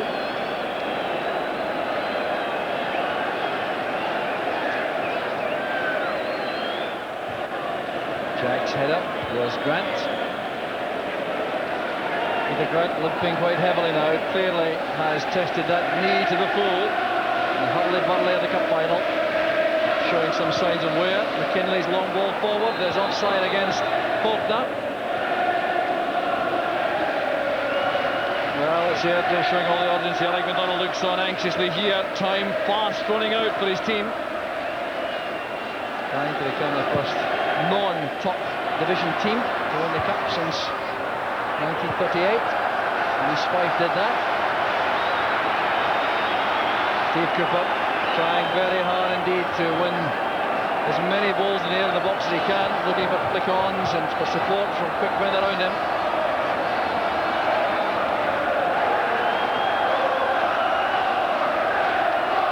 Well, that's the story of the cup final so far.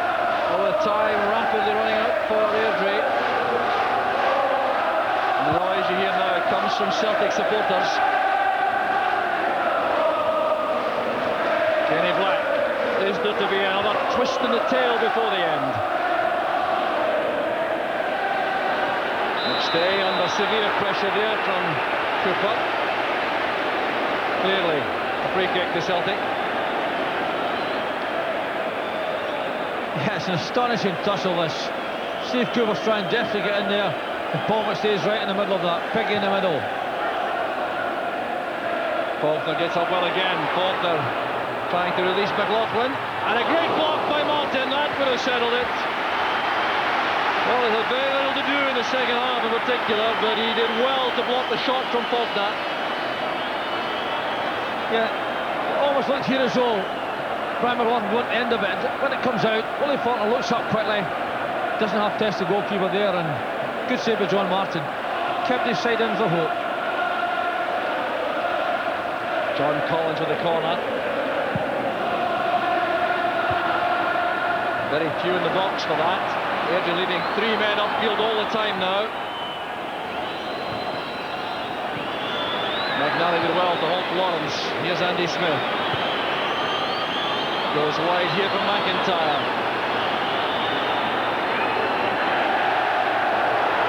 Decision goes Airdrie's way. The throw.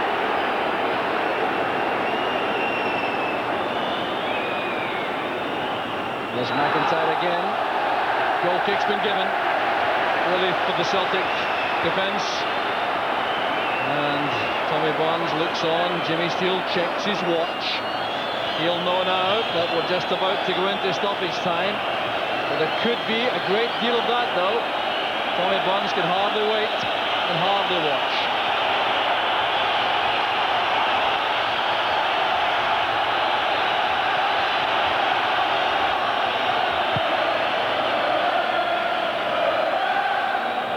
Here's Faulkner. Chase here for Phil O'Donnell, he won't reach that, so Airdrie now trying to get the ball back into play quickly. John Martin retrieves.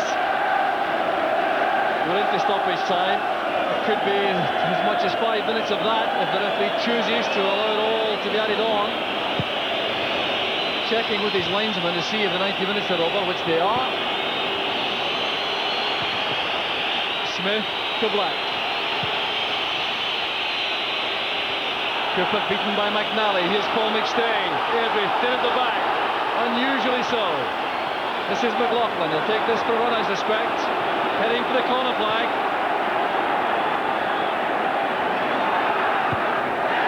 Well, he could be certain there would be a very stern challenge imposed on him there, as it was by Kenny Black.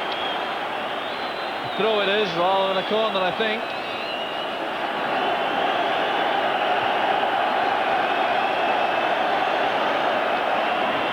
Throw back to Vata. Celtic keeping the ball in the corner. There's McStay. Wrestling match there. This time the throw goes to Airdrie. Sanderson in a hurry. Very difficult pass that for Smith to take. Grant lost it out of play. Well, yeah, Celtic thinking only now of seeing a timeout for victory. No further thoughts of a second goal, I'm sure. Sea of green and white all around Hampden, waiting for that final whistle. Jack with Falta.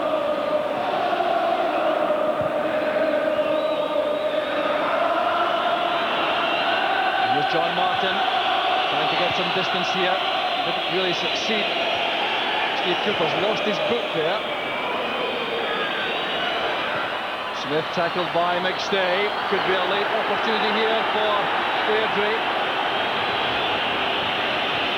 So Jimmy Boyle with the throw, the 3rd minute of stoppage time. That's awkward. Behind for the corner. Still more pressure for the Celtic defence. Can Airdrie save the final and take us to extra time? There won't be many more opportunities than this. Here's Kenny Black. Bonner's in trouble at the far post, and that's a goal kick. Relief you hear around the stadium from the Celtic supporters.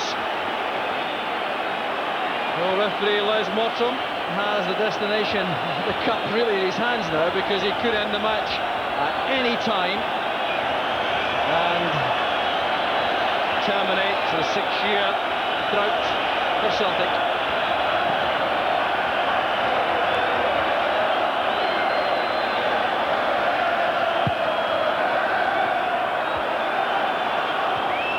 Jack with Falta.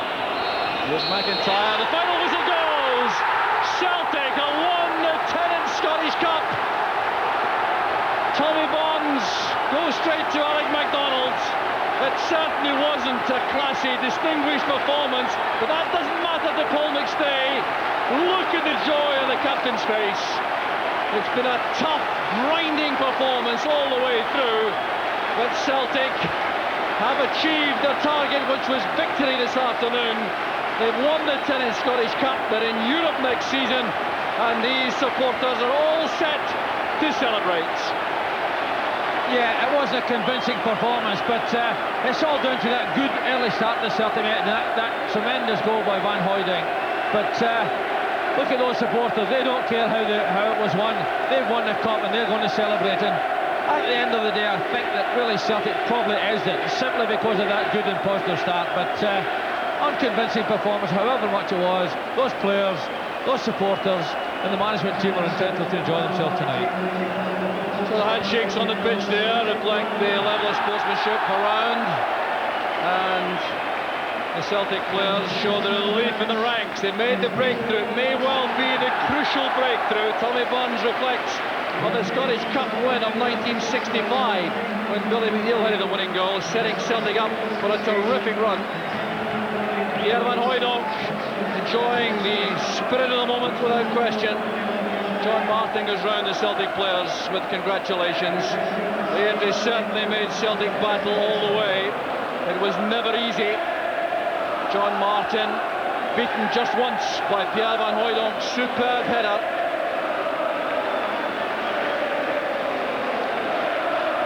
So there's Tony Mowbray on to celebrate. A lot of the Celtic squad players join in. Charlie Nicholas is there. And down on the track, Rob McLean. The long 6-year wait for a trophy is over. How are you feeling? Well, I'm absolutely delighted for the people that support us. You can see them all around us here. And that's what Celtic Football Club's all about. We're only here as people to do a job for them.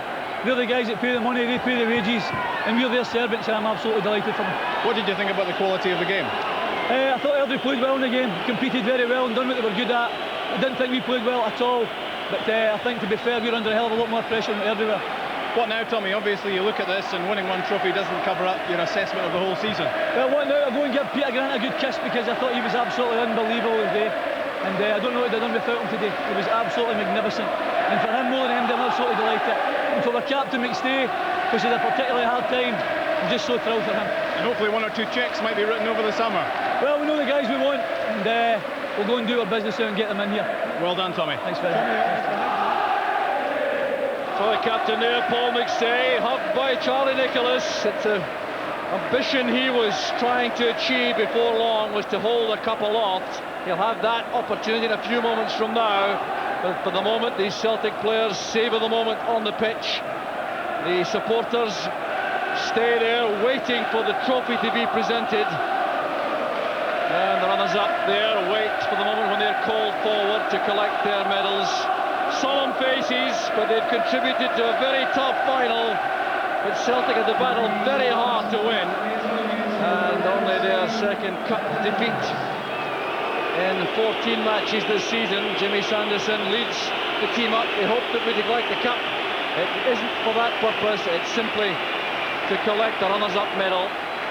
So the typically solemn faces of the runners-up as they go forward. Alan Lawrence caused Celtic lots of problems in the match with his space up front. Her Royal Highness the Duchess of Kent waits there, applauding Airdrie. Forward to collect their medals. Angus Meldrum on the left of the picture, the managing director of Tennant Caledonian Breweries, the sponsors.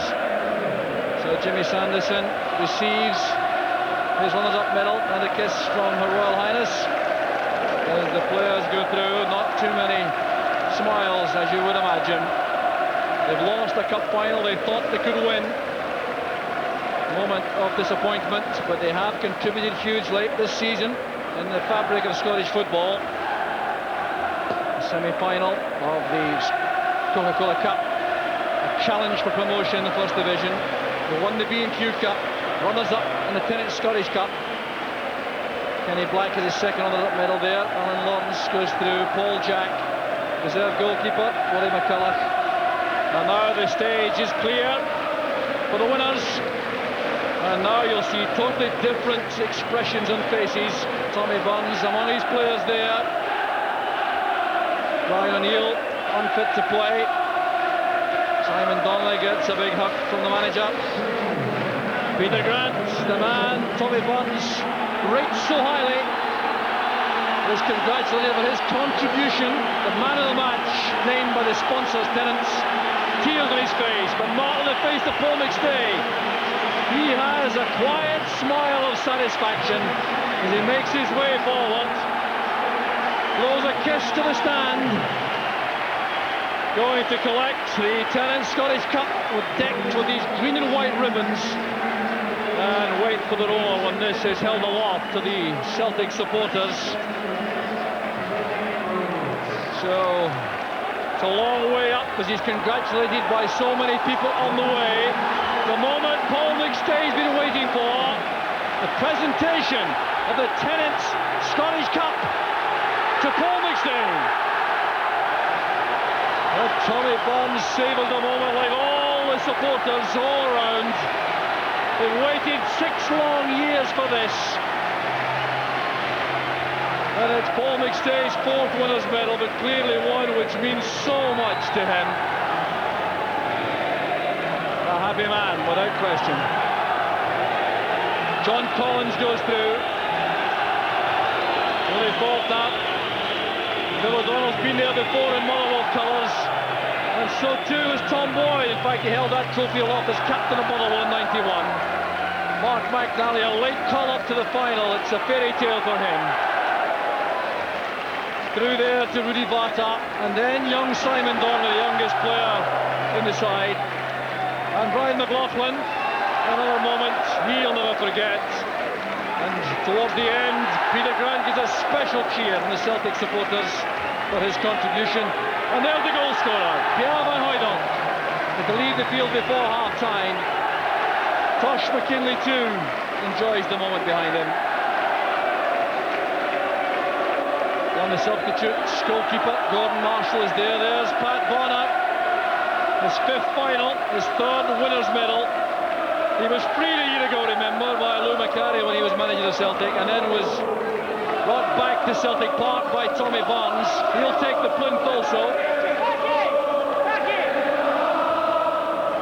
So, packed there as he comes down the steps. Tommy Barnes waiting there to receive that trophy. The final of the Coca-Cola Cup, the winner of the Tennent Scottish Cup. And the players back now to the field as Peter Grant is presented with his Man of the Match award. Being presented down below us right now. Peter Grant, the scarf round his neck, as Paul McStay has.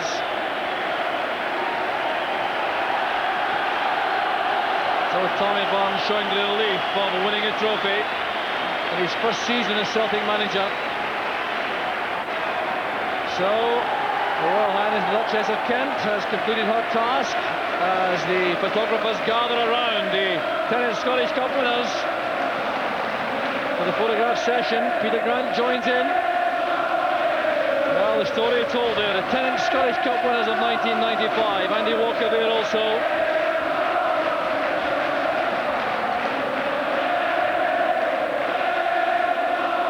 Well, the Scottish Cup held aloft there by these triumphant Celtic players. The manager's joy is plain for all to see. And now the lap of honour begins. The players head off there to salute their supporters. Rudy Bata there, the Albanian, with Paul McStay.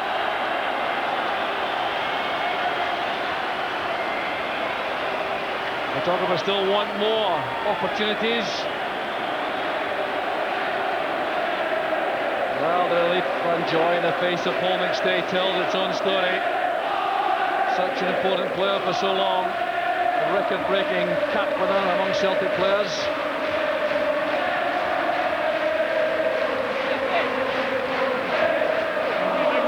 Paul, how is it feeling? Absolutely unbelievable. It's something I've dreamed about for the last 5-6 years. We fought hard and long, eventually won it. Maybe not a great performance today, but over the piece we clearly deserved the winner today, definitely. And you've suffered more than most in terms of the long wait. I think we've all suffered. The fans have suffered, I've suffered, players have suffered. Since it's been long overdue, I think we're going to enjoy tonight. Hopefully it's beginning the good things, no, but just enjoy the day anyway. John Collins, not the most beautiful of games possibly, but the result right for Celtic in the end. The result was terrific, but as you say, we're a little disappointed we're not putting a great show, but at the end of the day, we won the cup, and at the end of the day, that's all that matters. These people in place. Did you think you'd maybe knocked in number 2 with a diving header? Yeah, I probably should have put the back in it, but it's history now. The Celtic fans would like to know, will you be here next season? It's every other week you're linked with another club. Well, that's speculation. I've got a year of my contract, but today's not about John Collins, it's about the team and about me. Would you like to be part of this, progressing with Tommy Burns? Without doubt. Thanks. Pierre, how did it feel? You didn't last too much of the game, but you got the all-important goal. Yeah, it's a fantastic feeling, and yeah, this when you see the supporters and you see the emotion and you know where you play football for, and it's magic. Tell me about the goal. What do you recall of it? It was a cross from the left-hand side, and yeah, I came before my man, and yeah, I had it well. As easy as that? Yes. And are you looking forward to getting more reinforcements brought in during the summer, with maybe some more top quality players coming in to help you out? Yeah, of course. I think the manager looks for a few top quality players, and yeah, we need them to be in a big club in Europe, and that's what we want. What do you think of these supporters? Yeah, for me there are no bigger supporters than this one. Enjoy your night. Yeah, well done. Thank you very much. Okay.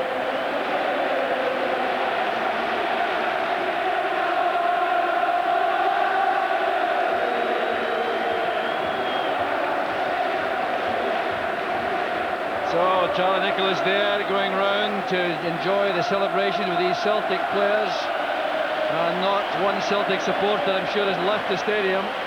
Tommy Barnes looking up for faces in the stand, waving down some others to join. Willie McStay there walking towards the camera. Paul McStay's brother, youth coach at Celtic Park, who was in the side in 1985 with Paul, which won the Scottish Cup. And a very important contribution made this season by Billy Stark, the Celtic assistant manager. So highly respected, and in that management team with Tommy Barnes. Well, I don't know where the Mexican hat came from for Rudy Vata. Close up with the trophy for these Celtic supporters.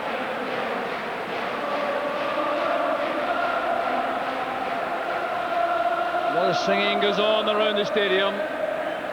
Well, Billy, I mean, you've been in this position many times. There seems to be an incredible sense of relief among these players. Well, you know, I sense a similarity to way back in '65 when we won it against Dunfermline, and I think it was just absolute relief that once again something was happening. And you know, if you look at these fans, you look at these players, they don't really care that the performance wasn't brilliant. They won the cup, they're going to celebrate.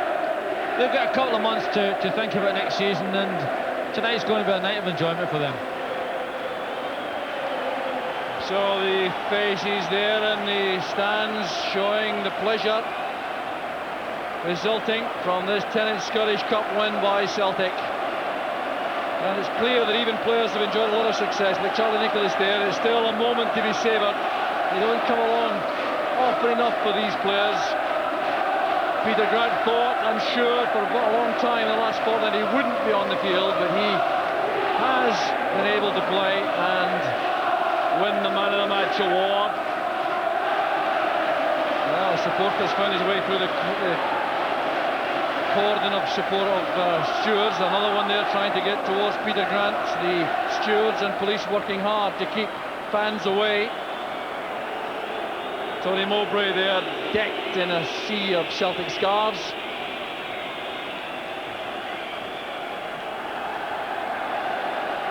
Well, now the ladies being allowed down now to join in the celebrations. Wives and girlfriends are there.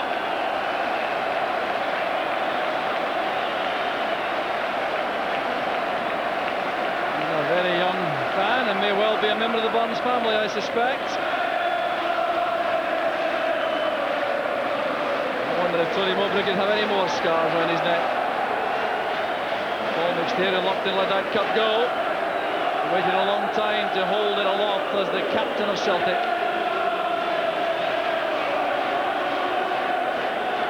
Now coming to the main stand, the south stand at Handon, and going towards the disabled supporters. And now he will part with the cup. So the Celtic players, I'm sure, will take considerable time here to enhance the occasion for these supporters in their wheelchairs.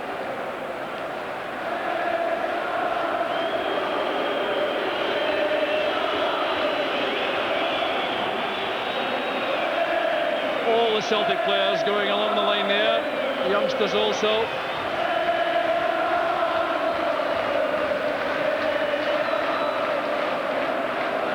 There'll be no rush about this part of the proceedings from these Celtic players. Always a feature of finals like this, to take time.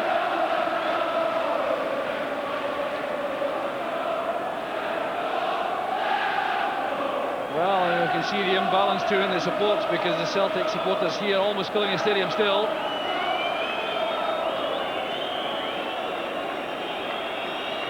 So Paul McStay showing the cup to the supporters there.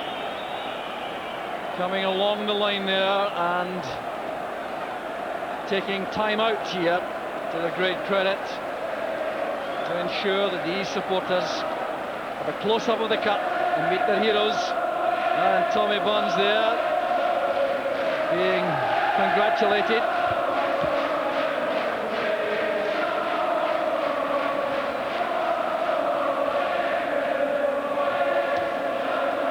So Mark McNally there could scarcely believe he would play in the cup final after being out of the side for 3 months. He appeared as sub in a recent match, but didn't get on and hasn't been involved too often since Brian O'Neill's partnership with Tom Boyd developed in central defence.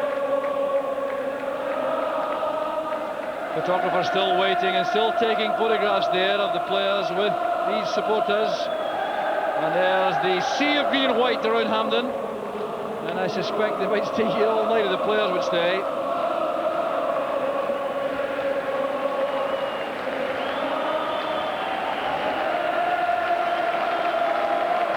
these scenes reflecting the joy and relief in the Celtic ranks about breaking this hoodoo of 6 years, getting our hands on a trophy again.